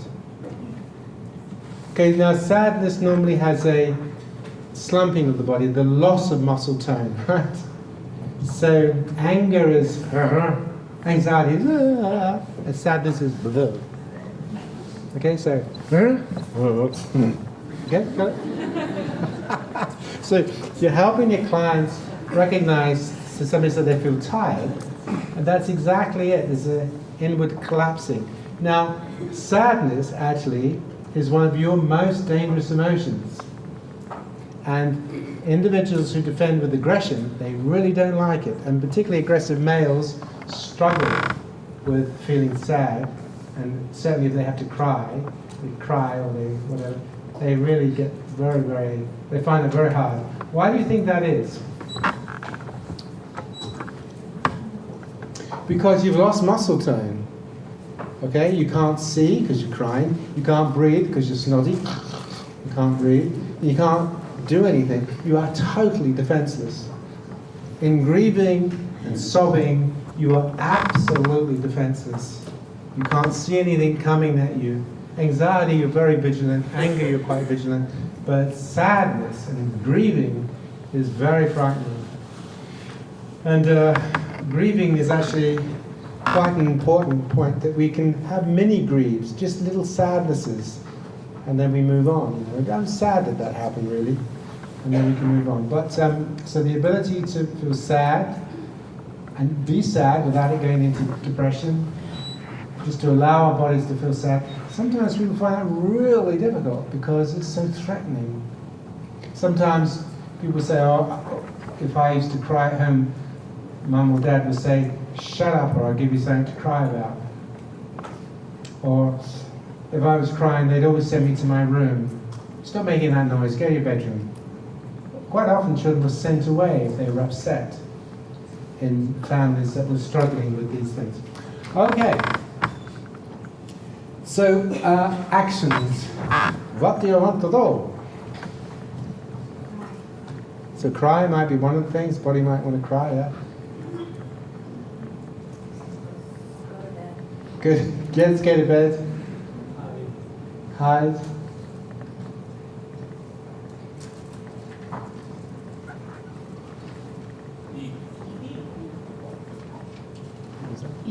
Eat. Yes. Comfort eat. So we haven't mentioned eating yet. Sadness, we've got comfort eating. Okay, great. So Being held. seek to be held. So recognizing then and thinking carefully about when you get into sad states, how do you think, how do you behave, what do you do, where is it in your body, is that helpful, is it not helpful, what would be a helpful way of dealing with sadness? You're not trying to get rid of sadness, you're trying to listen to sadness. Sadness is a very important emotion for humans to experience, but there can be all these problems around the experience of sadness. And by taking sadness out and just looking at sadness as a separate process in itself, we get to understand all the issues that we might have with sadness. What allows it, what doesn't allow it. Okay, and then memories. Memories of being sad when you've had arguments. Memories of being sad when you've maybe been told off as a child and feeling that, parents didn't, they weren't so happy with you anymore. How it used to be. And how it used to be. So what do you do to settle sadness? Go to bed, have a sleep, hit the vodka. Nature? Talk to my safe friend. Talk to your safe friend? Okay. Now look, what I'd like you to think about is all of you have these systems within you. And if you slow them all down and have a look at them, you can put them in a chair or whatever it is, get to know these systems, get to know how they think, get to know their triggers, get to know how they feel in the body, get to know the actions they will push you into, get to know what is helpful to you, what will help them settle. See how different they are. Anxiety is different to anger, it's different to sadness. These are your big three. It's kind of interesting. And many people haven't really sat down and thought about these are like little programs, the parts of you, or emotion systems. And they're like little mini yous, aren't they, really? So that's very important. You're getting to know these different emotions. So, for example, there's certain things that do make me cross. Frustration with technology is one of my triggers. And that's partly because I've always believed I've been no good at it. But I'm not usually that triggered. Anxiety is another matter. I can be triggered into anxiety quite quickly. So just get to know your emotions, how they work and so forth. And now, this is the next question I want to ask you. How do these emotions relate to each other? How do they get on? What does your angry self think about your anxious self? Weak. Weak. You're weak. You're weak. Get over it. Get over it. Does it like anxious self? Nope. No? Generally not. Sometimes. Generally not. So angry does its thing. Anger is anger. So what is it going to feel to anxious self? Angry. You wimp. You pathetic little creep. What does anxious self feel about angry self? Yeah, it's frightened, isn't it? If I let you run angry self, God knows what damage you'll do. Okay? I don't like acknowledging you because then I have to acknowledge my dark side. I want to keep you quiet, keep you in the dungeons. And the more angry self is kept in the dungeons, the more it rattles its chains. And because you're not familiar with angry self, you don't really understand what it's thinking and doing, it's very tricky. Okay, and you can do the same for what does angry self think of sad self and so on. Sometimes angry self is quite frightened of sad self because in depression, sometimes people say, if I let sad self get a hold of me, I'll kill myself. So angry self and sad self have interesting relationships in depression. Okay, so what we've done is we've slowed all the emotions down, we've taken them out one by one, we've had a look at them in detail, we've seen what they pay attention to, we've seen what they want, we've seen how they think, how they want to behave, and we've seen how they get on with each other. Well, they don't, they fight. Now, for you people in this room who are very mature, well-balanced individuals that you are, you're probably okay with this. So when you have an argument with somebody, you're probably able to think, there's a part of me that's quite cross about this, but there's another part of me that's just sad that we're having this fight. And there's another part of me that's a little anxious, really, because I don't know why we're arguing about this again. You'll be able to think of multiples, okay? But many of your clients can't.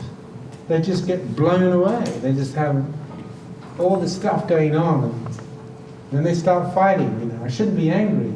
And I get anxious because I'm angry, and I'm angry because I'm anxious. Have any of you had an example, had a where you got really cross with your boss, but you kind of didn't want to say too much, so you were very polite to your boss, and then you wake up at 2 o'clock in the morning and you think, why didn't I say that? Why do I always let my boss get the better of me? It's ridiculous. You wait till tomorrow. Tomorrow, I've had it, I've got it. Tomorrow I'm going to tell him, look, you can't say this to me because that's not right. So there you are, you're prepared, and you walk into the hospital, and he's coming down the corridor, and you say, hello, good morning, how are you? So that's these parts of us fight within ourselves, and that's quite important, helping people understand the nature of conflict. Now, sometimes this conflict is actually unconscious. People are not aware that one aspect of themselves is suppressing another. And there, where you do chair work, that can be helpful. Now, another thing you do is you can put them in the chairs, but you do that in individuals rather than groups. And what you can sometimes find is what we call leakage. So sometimes people start to talk about anger, and then they'll burst into tears. And when that happens, you say, oh, that's interesting. Does sad self always get in the way when you're wanting to talk to angry self? Are you ever able to just listen to angry self? Oh, no, I don't like angry self. Okay, so maybe a time has come to listen to angry self, and so on. All right, so now what we're going to do now. So what we're going to do now is we're going to go into compassion self.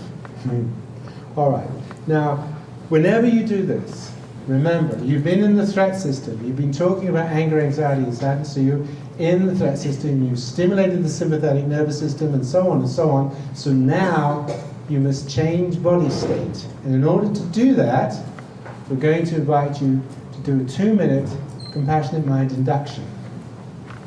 So sit feet flat on the floor.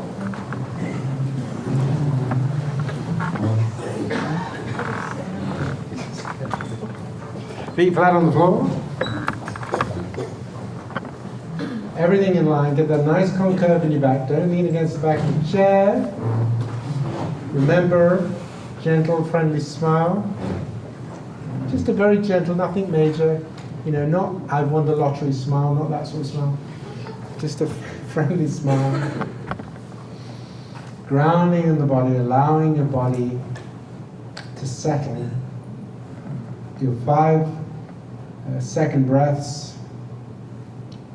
Get into that rhythm that you find grounds you, slows you, soothes you, whichever idea you're using. May I, mind slowing down, body slowing down, whichever works for you. And really connect to your body, grounding itself and slowing itself.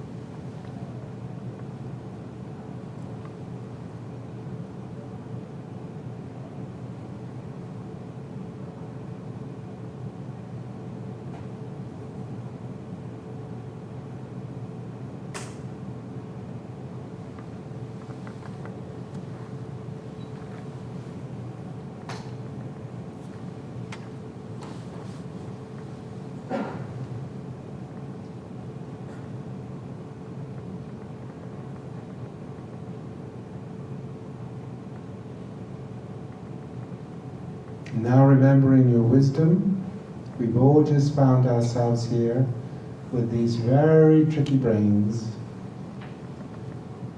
All of us have a capacity for anger and anxiety and sadness. That's how we're built.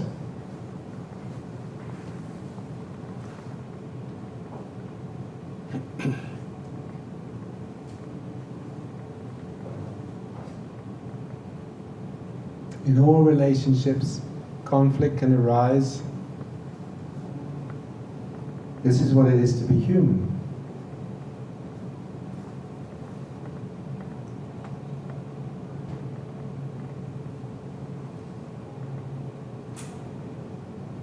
Now bringing your sense of your strength that comes from your courage to engage, and your groundedness in your body, that stability in your body. Sitting like a mountain. Body resting in the chair, chair holding you up. A grounded sense.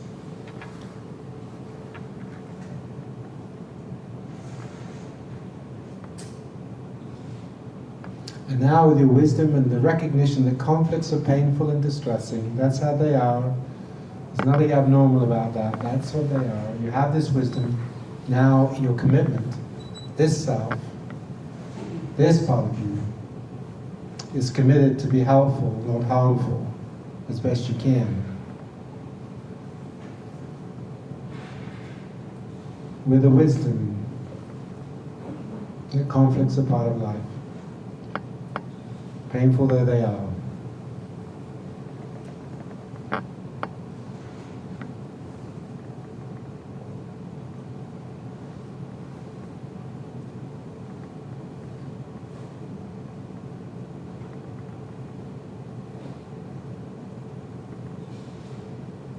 Okay, sure you've got that nice grounding breathing, because that's your vagus. You want to get that vagus nerve going, that frontal cortex going if you can.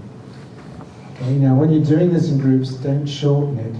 Really try to allow your clients to settle. Okay, so now I will ask you, come back together again. So as the compassionate self, what are you paying attention to?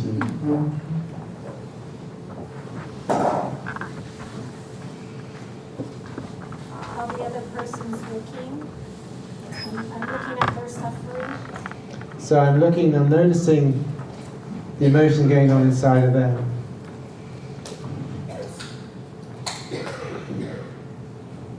So what has my friend done? Body language. Body language. What has my friend just done though? She says, I'm paying attention to the suffering in the other person, or what's going on in them.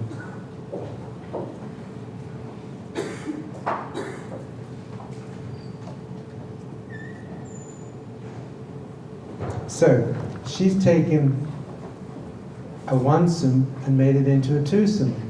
This is called mentalizing. She's seen this is a problem of how we are interacting. So, I can think about the mind of the other person. Compassionate mind can do that. The compassionate mind has the wisdom to think about, well, hang on a minute, we've got to think about this interaction, what's going on inside of them, right? What's this all about? So immediately you start to think about them. And did you notice you didn't once say that when you were in the threat system? Not once did you say that. Angry self is not interested in the other person. I don't care about the other person. They just bloody well listen to me, right? Do what I tell them. Stop messing me about. I'm not paying any attention to what they want. Anxious self, I'm too anxious to think about them. I just have to think about myself, you know. And for sad self, I'm just too sad to worry about anybody else. I'm so sorry. So the point is then that your threat system doesn't mentalize, but compassion does, or it can. It has the wisdom to begin to mentalize and to think about this as a twosome. Begin to pay attention to what's going on here. Why, if you're not listening to me, I wonder why that is. What's this about? Right? So what do you want, compassionate self?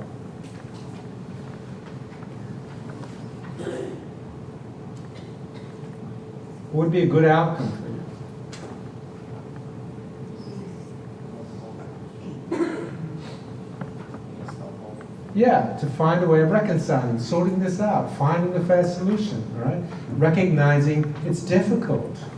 Conflicts are difficult. You may come back to this time after time. You know, in relationships, you can have the same conflict over and over again. It's just how it is. Okay? Angry self doesn't think like that. Angry self just wants to win. Anxious self is too anxious, just wants it to stop. And for sad self, it just wants comfort. But compassionate self says, no, we got a problem here. We've got a problem here. It's something between us, we're kind of stirring each other up in some way. So we've got to try and work out how to do that. That's probably not going to be done overnight. We need to be thinking about this. How can we create the conditions such that we're not all stirred up in our threat systems? We can think about, what's this about? Now, when you do couples therapy, this is what you do. You facilitate these processes. So you probably know that in standard couples therapy, what you do is you'd invite the husband and the wife to talk to each other for 2 minutes. And so starting off with, say, the wife, and the wife will talk for 2 minutes about the concern she has, and the husband has to just listen. He's not allowed to say anything. And then he has to repeat back what he's heard, okay, to show that he has listened. So I hear you saying this, I hear you saying this, I hear you saying this, and then they change over. All right? So you do that 2 minutes. So they get them listening to each other first. And then you change them. Okay? So then the wife becomes the husband becomes the wife, and then they have to say those things, right? So as the wife is now the husband. And so if she's listened to her husband, she's able to articulate his concerns and worries. If the husband's listened to his wife, he's able to articulate those concerns and worries. This is quite important, right? Having to mentalize each other, because usually the threat system, it's just two threat systems banging against each other, two angry systems banging against each other, or an anxious system. So you want to get them out of the threat system. And then you might invite them to both get into their compassionate selves and talk to each other through the mind of the compassionate self. Okay? So they're beginning to kind of work out what this is about. Okay? So for example, take a simple example, typical example like the husband wants more sex than the wife wants to give. The wife thinks you're just being abusive, blah, blah, blah. But the husband thinks, if you love me, you would. So the husband's point of view is about loving. The female's point of view is about being just used as an object. They need to discuss these things because they're very different agendas. Okay, they need to experience the mind of the other to a degree. So that when there's a conflict, they can work out how they're going to deal with that. Otherwise, you just want me as a body, you don't really love me. You just want me as a body, you don't really love me. You just want me as a body, you don't really love me. And backwards and forwards we go. No resolution. So this is very important. When you get into compassionate self, it's mentalizing this ability to think about the other. And the point is, although the other is not an alien, the other doesn't think like you. Part of empathy is to realize the other is not a mini you. Okay? People often think they're empathizing when they think, oh, I could imagine what I would do in your position. Yeah, but they're not a mini you. Can you empathize with them as their needs, which may be different to yours? That's what genuine empathy is. It's not projection. Okay. Great.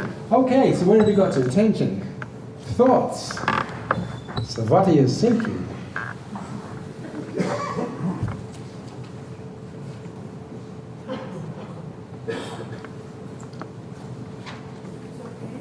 It's okay. So first of all, you're kind of decatastrophizing, to use a Wendy Dryden REBT kind of thing. It's, yeah, these things happen, right? The conflicts are sad. It's upsetting when we have a conflict. I and the other are worthy. We're both worthy of paying attention to. Yeah, this is important. Okay. Where is compassion in your body? Yeah, so compassion in your body is you're grounded, you feel solid in your body, right? Okay, you have that sense of slower in your body. You have a clear mind. That's what you want all the time, is not necessarily calm mind, that's good you can get it, but you want a clear mind. Clear in what your intention is. My intention is, this is a person I care about, but we do have a conflict here. And it's not about right or wrong, it's about understanding that there's a difference here. If we can understand this difference and come to think about this difference and try and work with this difference, that's a compassionate way of working as best we can. Otherwise, our threat systems will just bash against each other all the time. Okay, great. So what you might want to do is to start to think about, so how are we going to do this? Maybe we need to put time aside, okay? So sometimes, for example, if I have a bit of an argument with my wife, we decide that what we'll do is we'll go for a walk and talk about things on a walk, because that's just easier in some way. We find that easier. So finding ways in which you can talk about the conflict that you've got without it overstimulating you too much. I mean, it will stimulate you, obviously a conflict always does, but you're keeping to your intention to try to be understanding and helpful.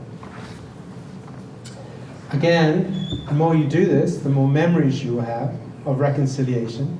You may well remember other times you've had an argument with this person or people, and it's actually you've grown through it. You've learned.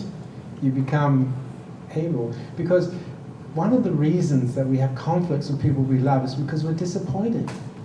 Because that person doesn't fulfill what we think they should. We get disappointed because we're a little bit narcissistic, really, if we're honest. We want that person to be the way we want them to be. We want them to be telepathic. Don't we? See? So there we go. So, and then the final thing is, what will help your compassion grow? Practice, practice, practice, right? Practice, practice, practice. So getting to know your mind, getting to know these parts of your mind, seeing how they will try and grab your attention and take control of your thoughts and actions. And they will, if you let them. And all of the power that's coming from emotional memory, body memory, pushing into anger or pushing into anxiety. But in the compassionate self, this is a grounded self. This has an opportunity to be mindful, to find a way through these painful situations, because they are.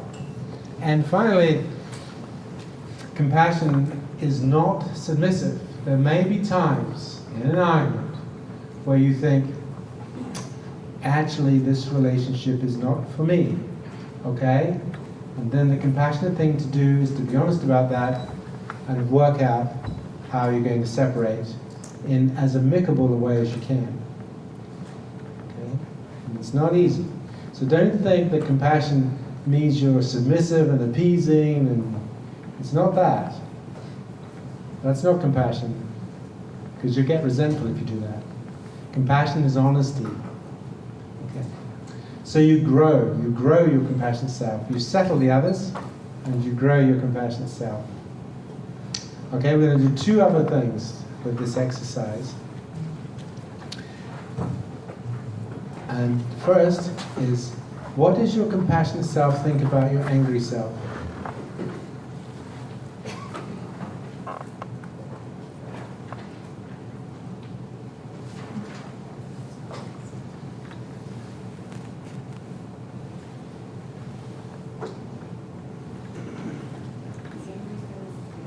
Sorry? You think compassionate self is scared of anger? No, I'm not. Compassion self is really, the anger self is really scared. That's why he responded. Oh, right, okay, so compassionate self can see behind, that's actually the next part of this, you're a telepath. That's the next part of it, when you see behind the, yeah, absolutely right. So, and what does compassionate self think about anxiety, anxious self?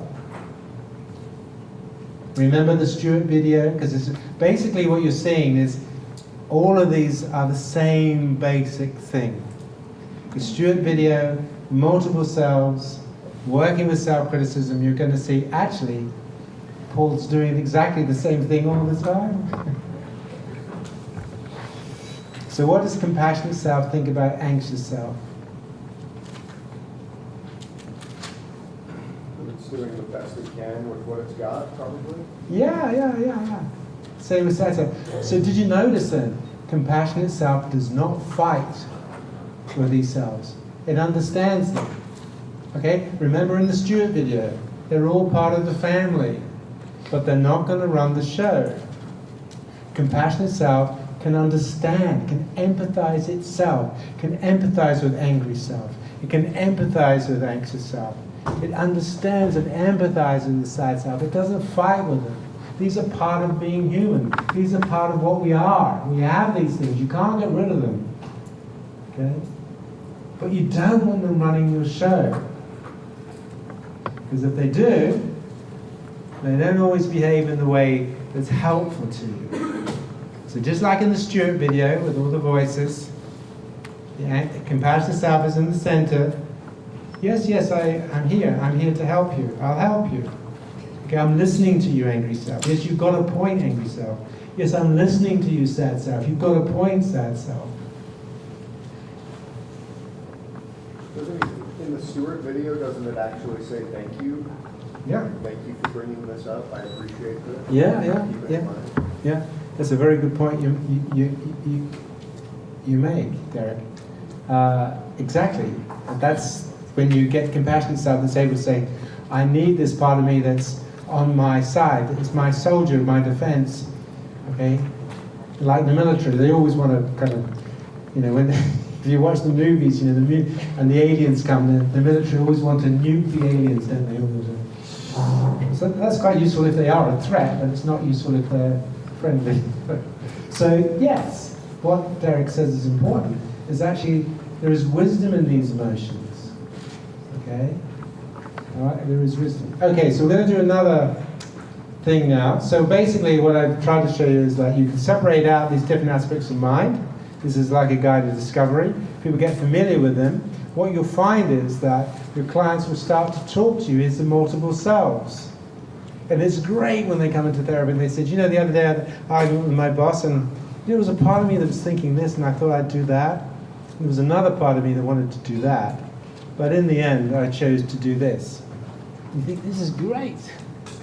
They're working with this complex array of things going on in their mind. All right, so my friend over here made an observation. So what I'd like you to do now is just sit back in your chair and just for a moment bring compassionate mind.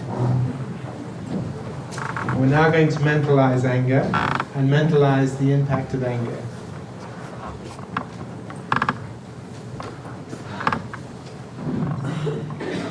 I'm just going to sit down because my back's going.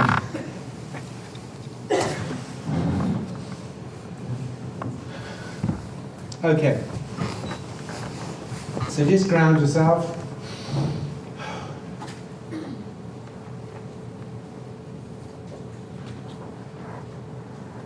Okay, so now I'd like you to imagine that you're like a fly on the wall and you can see yourself in the arguing.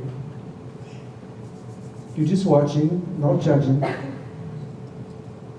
noticing your facial expressions. What does your face look like? If you could see yourself, what would your face be like? How would your face move? What is the tone of your voice? If you were on the receiving end of you, what would you be feeling?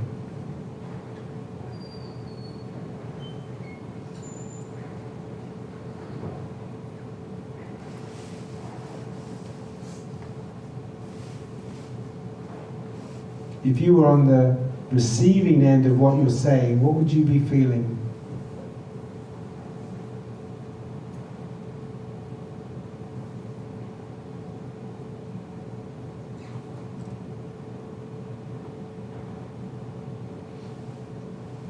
So notice what you'd be feeling if you were on the receiving end. And does the compassionate self think, well, is that what I wanted to create in the mind of the other? Is that what I wanted the others to feel and think?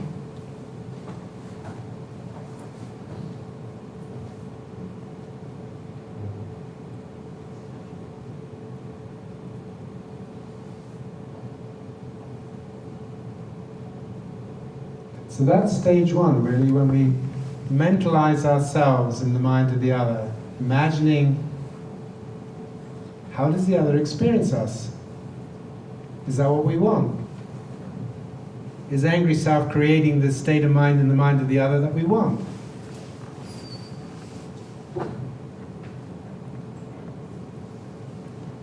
So the second stage now then is, as my friend said, let's imagine we can see behind angry self. This need to be recognized or listened to or whatever. What is angry self most frightened of? This is why it doesn't like anxious self. What is angry self worried about? What has hurt angry self? What has wounded angry self?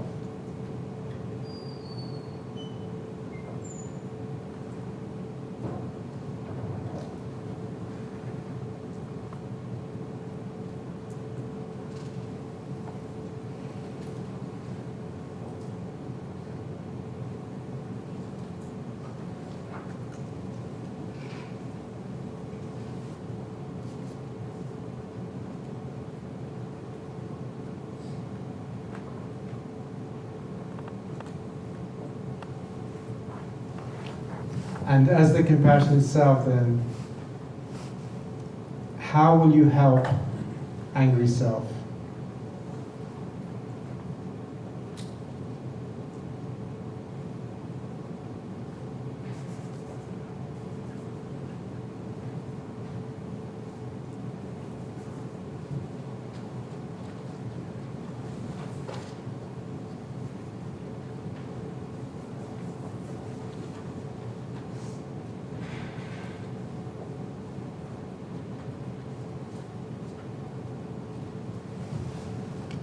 Okay. Now you can do that with all of the cells, of course, but we don't have time to do that today. But that just gives you a thing. So, just go through the exercise again then. Multiple selves is a way of splitting up our emotions, the big three, we call them the big three. But once you've got the hang of it, you can use it with motives, conflicting the motives, or you can use it with shame and guilt and pride. Any time there's conflict between elements of the mind, you can isolate them and look at the thinking and the tension and motives in that part, okay? So we've done that, and we saw that anger, anxiety, and sadness, they often conflict with each other, okay? And that can be really tricky. And then we saw that compassionate mind has a way of dealing with that, because you've got yourself out of the threat system, out of the red into the green. You've moved out of that. You've got into a different emotion system. So now, this emotional system can start to help regulate the threat system. And it will, because we know that this system can actually downgrade the amygdala even. It's work by Helen Wang and Richie Davidson and so forth. You get into compassion states, you can have an impact on your amygdala. So this is really very important. And then the second stage is when you now enable people to start to think about their impact on other people. Now, the key thing to watch out for is you don't want to shame people, you just want them to observe what would it be like to be on the receiving end of you, to see your facial expressions, to hear your voice, to listen to what you say. If you were receiving that, what would that be like? And then getting back to high, as my friend said here, getting behind the angry self. The angry self has been wounded in some way. You didn't wake up in the morning and think, oh, I'm a bit bored today. I think I'll pick a fight with my beloved. That'd be fun, wouldn't it? No, usually these things come on unintentionally. Something has been triggered in you. Some upset, some vulnerability, some need, some upset has been triggered. And that's the point. An angry self jumps to defense. Okay, that's great. Now, I'd like to tell you that this is all wonderfully new, but unfortunately, well, no, fortunately, it isn't. I'm going to show a little clip from something which I think you'll kind of enjoy, just to highlight the fact that this concept of multiplicity of mind is even in Disneyland.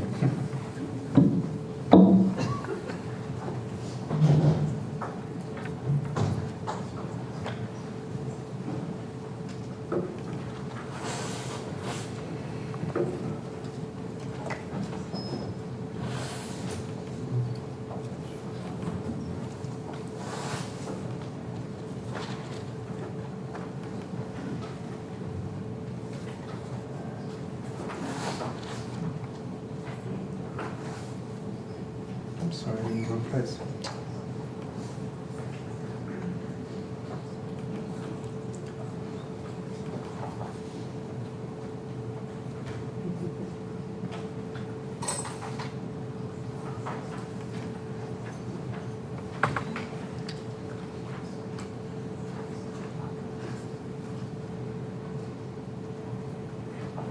Sorry about this. I've forgotten where it is. Oh, yeah, here it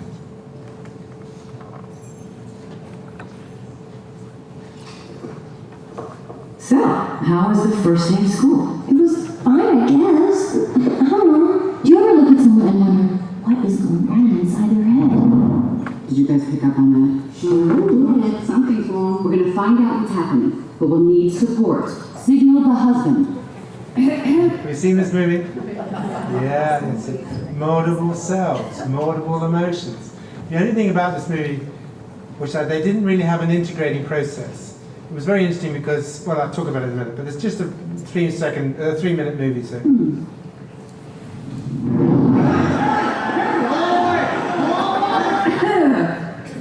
Uh-oh, she's looking at us. What did she say? What? Oh, sorry, sir. No one was listening. Is it garbage night? We left the toilet seat out. What? What is it, woman? What? Signal them again. So, Riley, how was school? For this, we gave up that Brazilian helicopter pilot?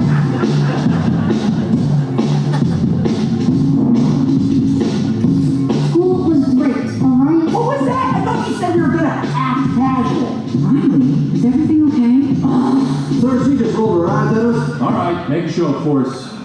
So you notice the attention? I just noticed you rolled your eyes at me, right? Now, okay. So this, it's really brilliant, actually. I have to put the foot down. No, not the foot. Riley, I do not like this new attitude. Oh, awesome attitude. No, breathe. Yes. Breathe. So your angry self just takes control, right? What is your problem? Just leave me alone. Sorry, 45 on the sass. Take it to DEFCON 2. DEFCON 2. I don't know where this disrespectful attitude came from. You want a piece of this, Pops? Yeah? Look. Prepare the foot. Keys to safety position. Ready to launch on your command, sir.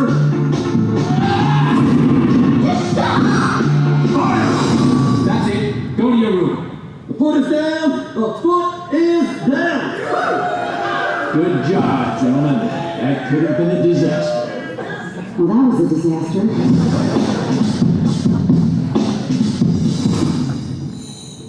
Come, fly with me, Gashi.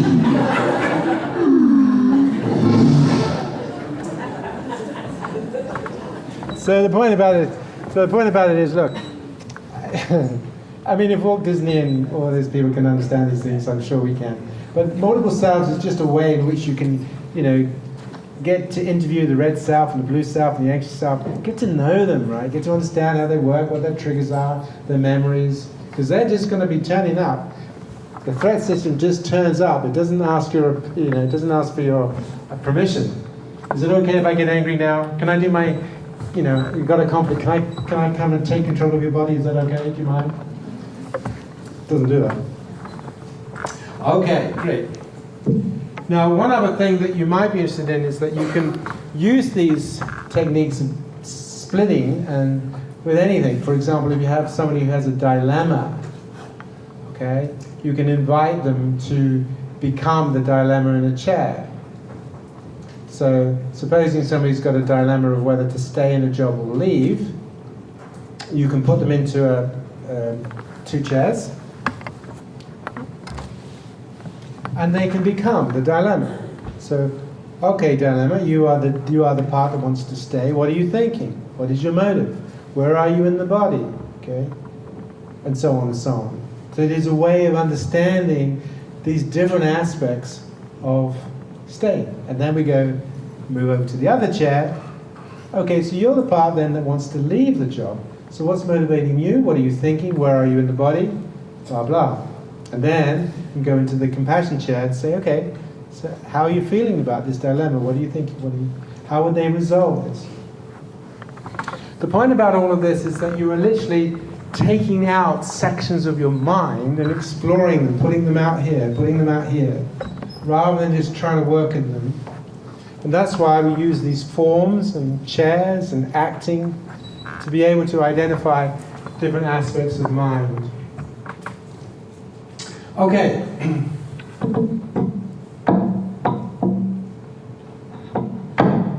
So basically what you've seen with this exercise, with the Stewart video, with Inside Out, all of these things really, they're all basically telling you the same story. In other words, don't chatter with patients. Don't chatter. Help them into guided discovery. Help them begin to explore their mind and develop the strengths and the wisdoms they need to be able to navigate what can be a really chaotic mind. And one of the things that makes it extremely chaotic, that was what we've just done there, is self-criticism. which is what we're going to do now.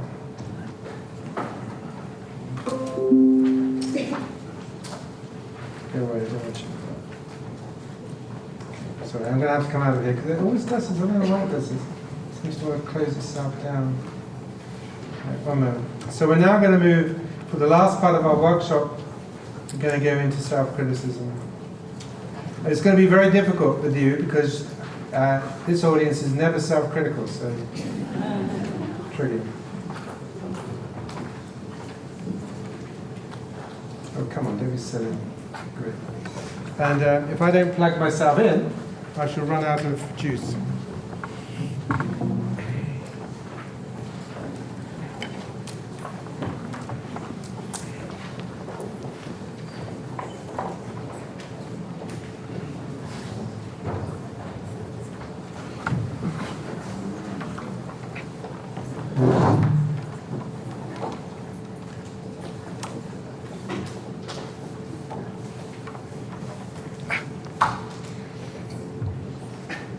Don't worry, I won't be critical.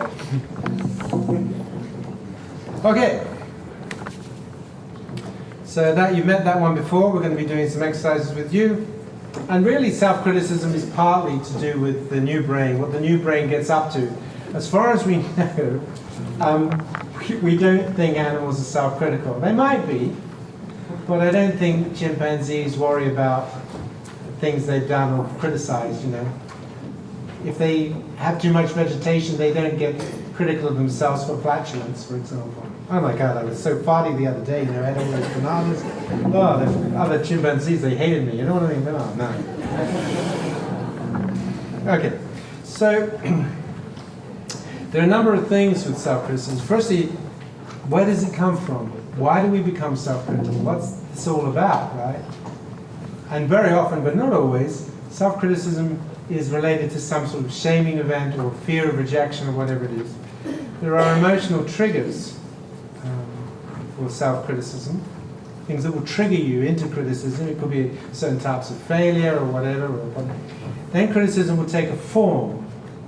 So some forms are aggressive and to drive myself on and so on, but other forms can be quite attacking and hostile. It'll have a function. What is the function of self-criticism? Now, in our research, we've suggested there are two primary functions. One is to try to improve the self, but the other is called self-hating. Okay, and our scale does distinguish between self-criticism. Does distinguish between these two. Although I have to say, we've been trying to develop a better scale, but we've never got around to it. Self-haters don't want to improve; they just want to get rid of things. They hate themselves. And I'm going to show you a video about that shortly. So, when you hear your self-critic, do you see it as your voice or does it remind you of a voice of somebody else? Now this is important because sometimes what passes as self-criticism is basically an internalized persecuting object. Now you saw that yesterday when we saw Philip, the internalized hostile father. He had that dream, didn't he? To what extent do you think this is an echo of somebody who's been critical of you rather than it's actually your own judgments about yourself? Now this is a little bit fuzzy, to be honest. You can't draw the line terribly clearly because to some extent we criticize ourselves because we have been criticized. But for the most part, this workshop will be exploring self-criticism rather than what we call an internalized persecuting object. In other words, it's not, you don't hear the voice of your abuser. Okay? Now, if that is the case, if you do discover, in individual therapy anyway, that the person says, well, yeah, when I criticize my voice, it really does sound like my abuser, then that's empty chair work. This is a different process. And you can still do what I'm going to do, but you do have the client distinguish between what it is about you. Is it you criticizing what you actually think about you? Or is it that you're hearing and remembering what somebody else said about you?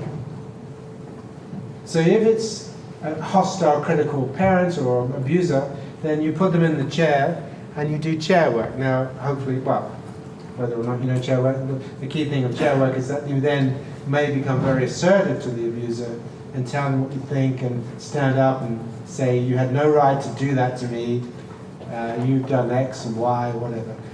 So the person's able to give voice to the abusing part, and that is then assertive and sometimes even quite aggressive. Okay, because sometimes the client's being very frightened to fight back at an abusing voice in the head. So if from an external source, then you can use empty chair technique. Anyway, it's all there, right? Okay. So the different forms of self-criticism can be global and can be specific. So you can be critical of yourself as a person. I don't like myself, I'm a bad person, this, that, or there may be something specific you get critical about, specific behavior, something you do, right?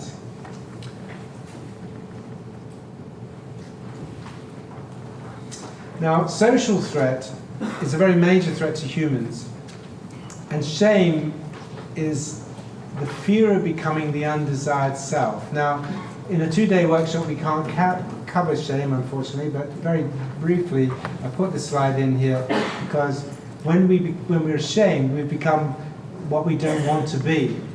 So when we're ashamed, we don't say, I'm not as thin, I'm ashamed because I'm not as thin as I want to be. We say, I'm fat. When we're ashamed, we don't say, I'm not as hard-working as I want to be. We say, I'm lazy. When we're ashamed, we don't say, I'm not quite as good as I want to be. We say, I'm bad. So when shame is a positive, undesirable identity. Okay, that's the key thing. And criticism is always, often quite around those kind of key themes. The other way of thinking about criticism in social mentality theory is that you have different parts to yourself going at each other. Now, just like you saw in the exercise just now, angry self doesn't like anxious self. And you're going to see some chair work later, where we're going to have the attacking part and the attacked part in different chairs. So here you have a hostile critic that then attacks part of the self, and that part of the self that's attacked then takes up a fearful, subordinated self. So that's playing out that role. So it's a role that could be played outside of you, where somebody is critical of you, but you can also do it in your own head. Remember, Jan said, I condemned myself to depression. So this is your condemning part. And what you're trying to do is to shift this into this relationship, into this social mentality, which is a mentality of caring and being empathic to the self that is struggling, empathic to the self that is struggling to lose weight, or struggling to succeed, or not achieving what they want to achieve. In the cognitive model, you can make distinctions between what is monitored, what is paid attention to, the nature of blame. Okay, this is attribution theory, internal versus external, stable versus unstable. You can criticize because there's a mismatch between what you want or what you ought and ideal. I'm going to look at that in a minute. There's the issue of the nature of condemning, which is the labeling and the negative emotion. Leslie Greenberg and Bill Welton, Leslie Greenberg did a wonderful study showing that it's not so much the content of your criticism, it's more the emotion of the criticism that's the problem. And we're going to see all that. Whereas when we come into reassurance, we're moving towards helping us develop how do we deal with failure? How do we deal with setback? How do we deal with disappointment? Okay. So again, this is not terribly new. In the pre-modern era, self-criticism was really seen as internal demons that you were possessed. That was what was attacking you. Freud had two ideas. One is called the superego. The superego is that which is an internalized other. But he also had the idea that self-criticism was related to anger towards others that you're frightened of, so you turn it inwards. And I'll show you a different version of that that will hopefully make a lot more sense. The Gestalt talk in terms of top dog, underdog, behavioral self-punishment, contingencies, cognitive therapy in terms of negative automatic thoughts or self-attacking thoughts, evolutionary, which is my model, is this internal relationship between an attacking part and a submitting part. So we did this yesterday, remember? That how you treat yourself stimulates your brain. So if you see a meal, you're hungry, see a meal, this can make your saliva flow, but you can equally imagine one. If you see something a bit erotic, this will make your thing, but you can equally imagine. Now, these are important things because they're a setup, really. You're setting the client up to understand the power of self-criticism in the body. That's what you want them to understand. The critic affects the body. And when I did this with some of my clients, one person said, oh, I know what you mean, Dr. Gilbert, about fantasy. I much prefer sexual fantasy because you meet a better class of person. And there's a lovely joke, isn't there? What's the lightest thing in the world? The male penis, because it can be raised by thought alone. I actually got told off for that because a feminist came up to me, she said, you only say that because you think you've got bigger organs than we have. But it's the same for the clitoris. It also gets raised by imagery. So make sure you note that. So I now have to say, what are the lightest things in the world? The genitalia. Okay, you can have fun. Now, the point about it is, if somebody is bullying you and putting you down, what does that do to your brain? But equally, of course, you can do it to yourself. You can be critical to yourself. You can imagine other people being critical to you, of you. You can replay. But it's going to do exactly the same as if it's the real stimulus. Look, we've shown you here. This is very clear. The image will stimulate the same pathways. If you are self-critical, what you are doing to your body and your brain is whacking into your threat system. Now, that's okay if you want to do it, but make sure you understand what you're doing. Because self-criticism may seem like it's going to help you, but actually, all it's doing is stimulating stress and threat. On the other hand, when people are kind to you, this stimulates encouragement. This is secure base. This is like dancing with that little girl, remember? Helping when the going gets tough. Encouraging when you fall over. Lifting you up when you need it. That's the compassionate self. It doesn't bash you in the head when you make a mistake. It doesn't kick you about when you've put on too much weight. It encourages you to find the way to meet your goal.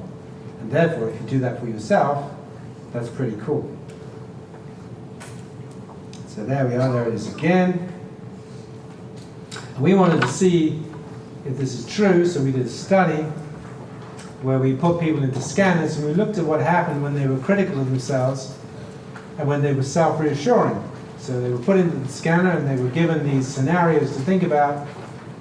For example, a third job rejection letter in a row arrives in the post, and then on certain trials when the red light came on, they had to criticize themselves, and when the green light came on, they had to be self-reassuring. Now, we didn't tell them how to be critical or self-reassuring, they worked that out.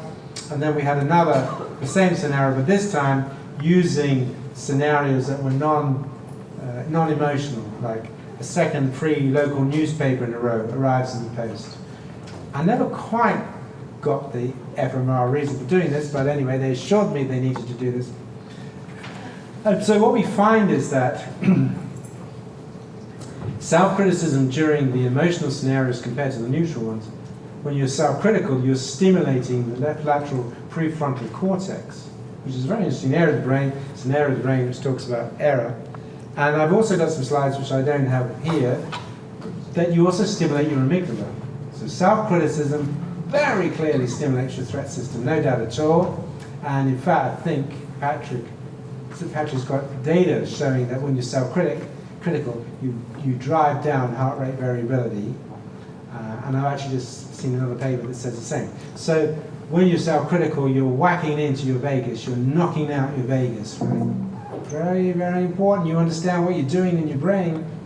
On the other hand, when you're being self-compassionate, when you're being self-reassuring, being supportive when things aren't going well for you, you're activating different systems in your brain altogether. Now you're hitting into your insula and other parts of your brain.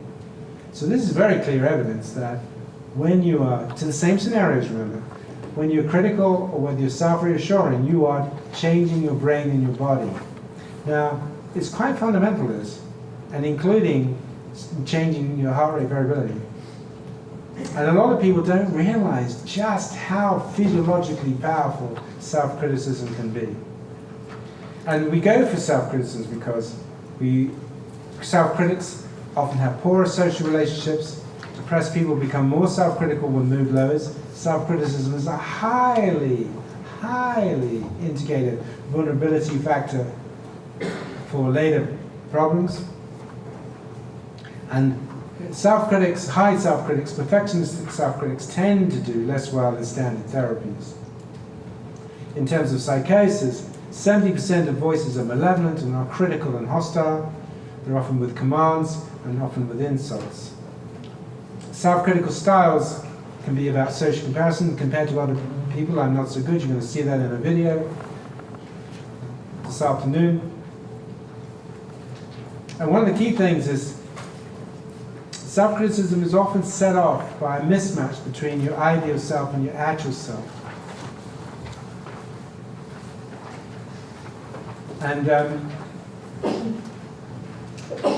what happens is that people, particularly perfectionists, when they can't reach their goal, when they can't be the way they want to be, they have two problems. The problem is dealing with the disappointment and the fear, but also that they launch an aggressive attack on the self.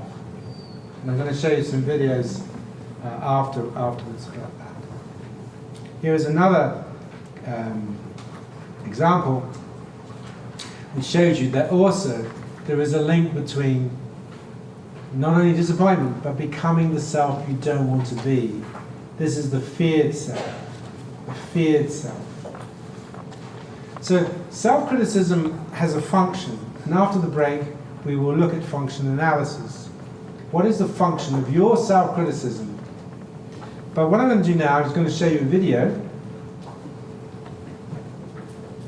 of talking about self-criticism with the lady you've seen before.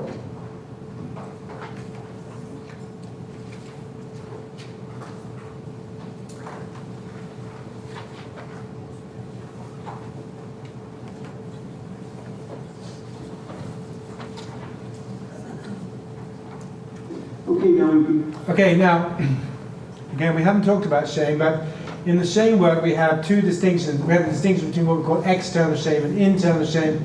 External shame is about the shame I feel because you are looking down on me. I think you're looking down on me, so I pay attention to you. What's going on in your mind, and in order for me to deal with it, I've got to try and repair my image in your mind, my reputation. I may not feel that bad about myself, but I feel shamed in your eyes. That's called external shame. So in a previous discussion in this interview, we'd been talking about the fact that Jan had a lot of external shame. She was very worried about failing, and if she failed, what other people would think about her. Would they still accept her? Okay, that's external. That's all about trying to make the other person care about me. But internal shame is usually, not always, but usually powered along by this disappointment in self and then the attack. All right? Disappointment and then the attack. So this is a function analysis. You're going to take it through a function analysis in what's quite a complicated form of depression. And I'll show it to you and then we'll have a look at it. Just like an external people, other people thought about you and you had enormous feelings of external shame, thinking that you had become this horrible person who didn't look nice and those kinds of things. But that also became very internal for you, that you became very self-critical and self-loathing. Yes. Kind of talked about. Yes. So how did that kind of work? How did that happen? I think I've always had that. It's stem criticism from my mother, very early on. So it was almost inbuilt. It was a learned response. Yeah. If you're criticised, you did something better. You achieved more. Be it baking a better cake than somebody or achieving a degree. I had to achieve, and I was driven to achieve through that. It was an internal criticism, but it came because of the external criticism that I started with. Right, so there are 2 points that you're making. So this is important. She recognized it was an internal criticism. It was her, but she recognized that it started off because of the criticism from her mother. But it had become her. It wasn't her mother's voice, it was her voice. One is that this criticism by your mother was very much to help you. She was saying it's to make you do more, Yes. to make you compete, to make you...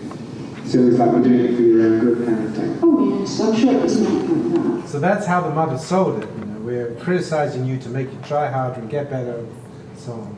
I don't think any ill will was ever meant to me at all.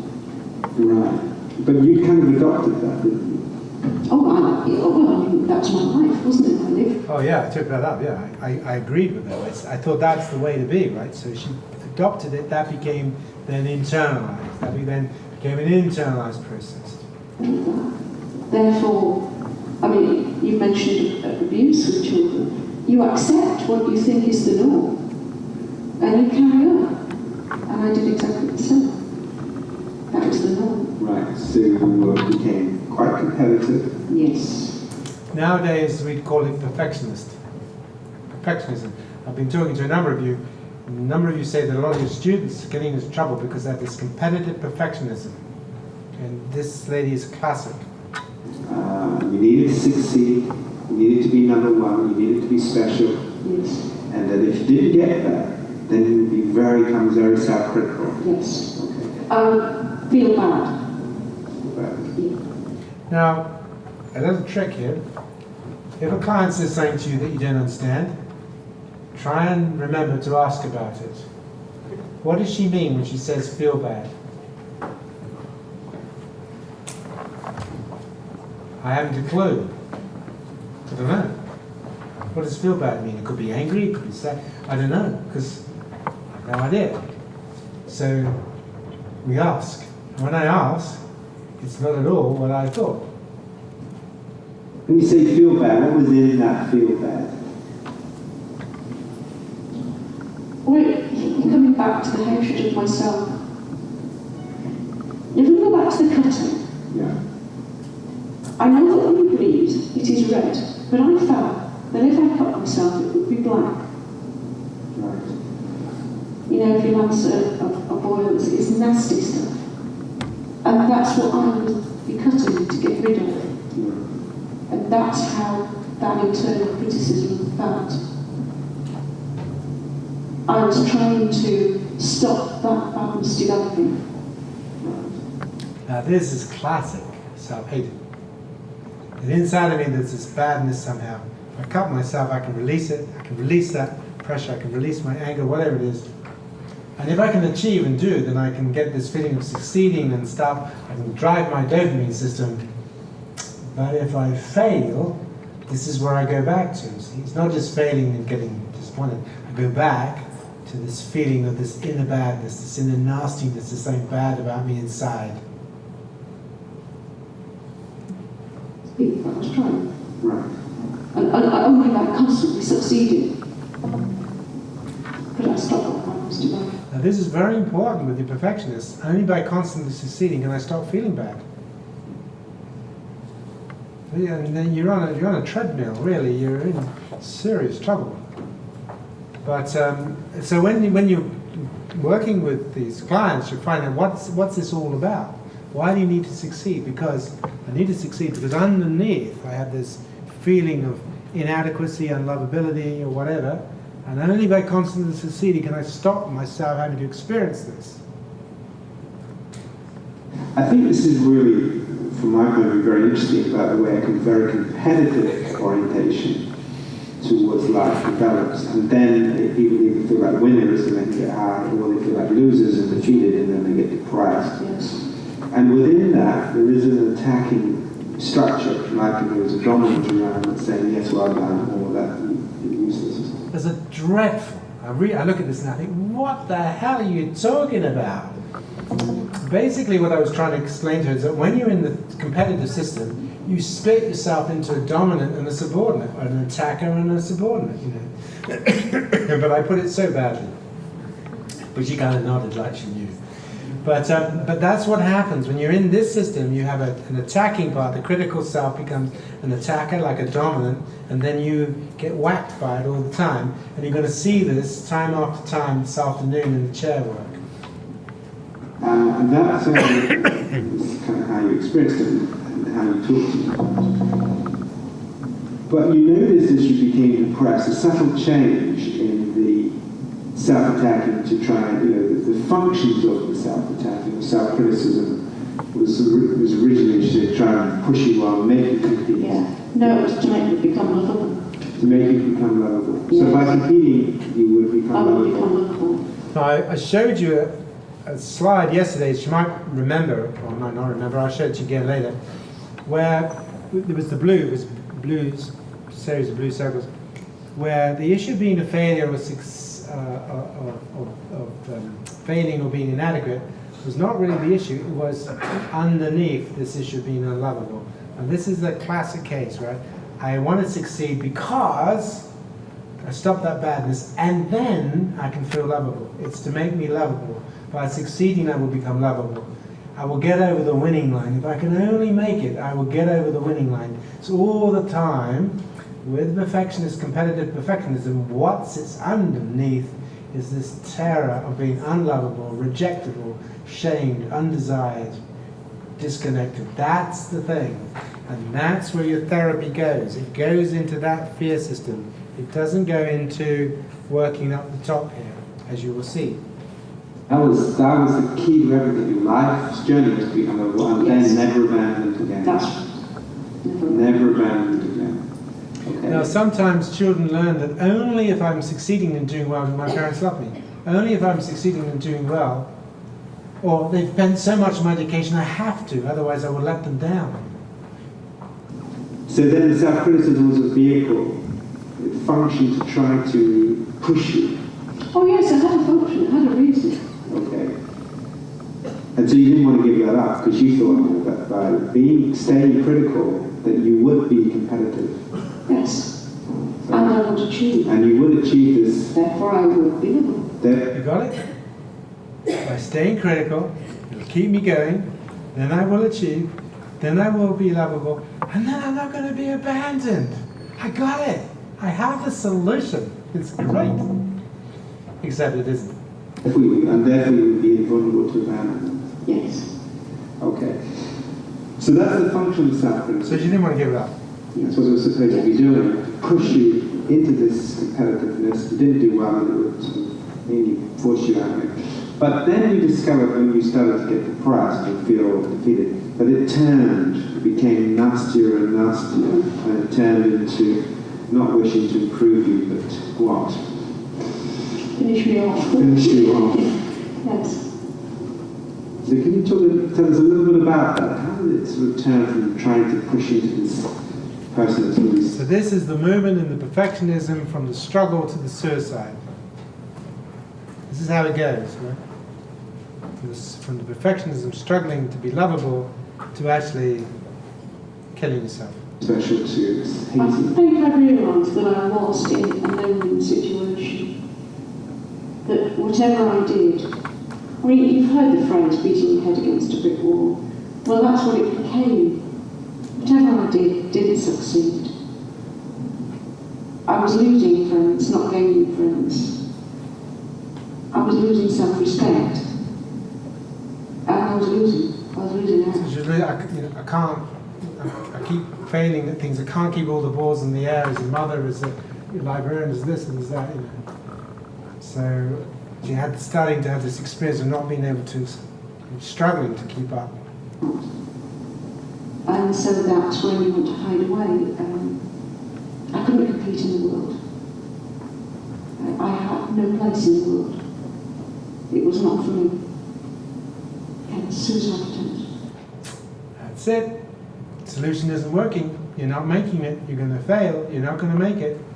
In that case, there's no place for you, is there? You can't compete. There's no place for you. So hide away, nobody wants you. That experience of I can't compete in the world, I mean, even now it makes you feel sad. It feels horrible. Even now you can see the welling, the sadness in the eyes, right? You can see the sadness there. There's no place for me. That's well, that is unlovableness at its. That's it, isn't it? There was no place. Yes. There was nothing for me. So that deep sense of disconnection, that deep sense of loneliness, because that's the thing the CFT goes after. We're going to go after that. We're not going to try and make her successful or blah blah. We're going to go after this deep sense of loneliness. Now, you saw, which is yesterday, that means going into the grief, right? Going deep into the grief. So that is where the emotional schemas are. How did the self-criticism fit at that point? And you can't compete. There's no place for you. Well, the self-criticism sort of altered its angle and beat me down further by saying, yes, I agree. You're useless, you're hopeless, you're terrible. Get in bed, stay in bed. Don't do anything. Kill yourself, nobody wants you. And so it changed from pushing, I mean, this is probably why I have such high and low mood swings. Yeah. It just changed course, changed direction, Yeah. and pushed me down, right down. And you talked about the horror then, having a horror of you. A horror of me. And I was so bad, so horrible. Now remember what you'd said before about cutting, letting out the badness. Now she's not going to achieve, she can't keep it going. Now all that comes back again, that feeling of badness, which is all connected to this unlovability, which is all connected to this abandonment as a youngster. Although from outside I was getting positive messages from my family, my friends, we love you, we care for you. Why? What's the point? Where are you coming from? Don't be silly. No. I hated myself.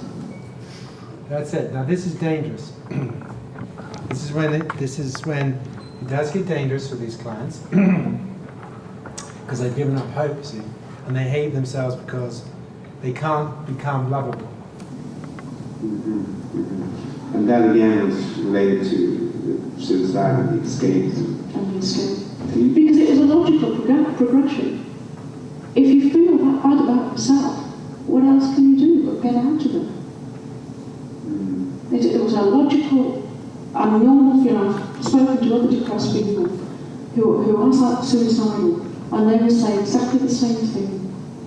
Suicidal thoughts are a normal progression in severe depression. Just totally normal. They live with you all the time.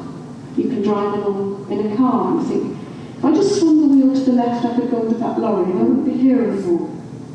If I walk across that road in front of that bus, hey, of course that's easy.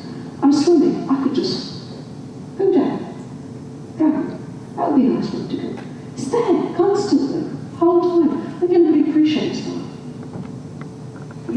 Quite right.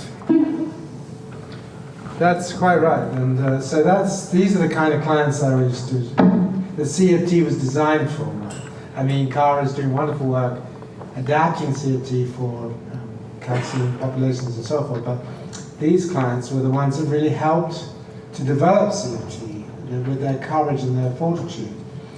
Because, this is torment. These patients are in absolute torment. They feel bad, they feel ill. I mean, they really feel physically ill. They hate themselves, they have no energy, and their mind is preoccupied with, why don't you kill yourself? Why don't you kill yourself? What's the point?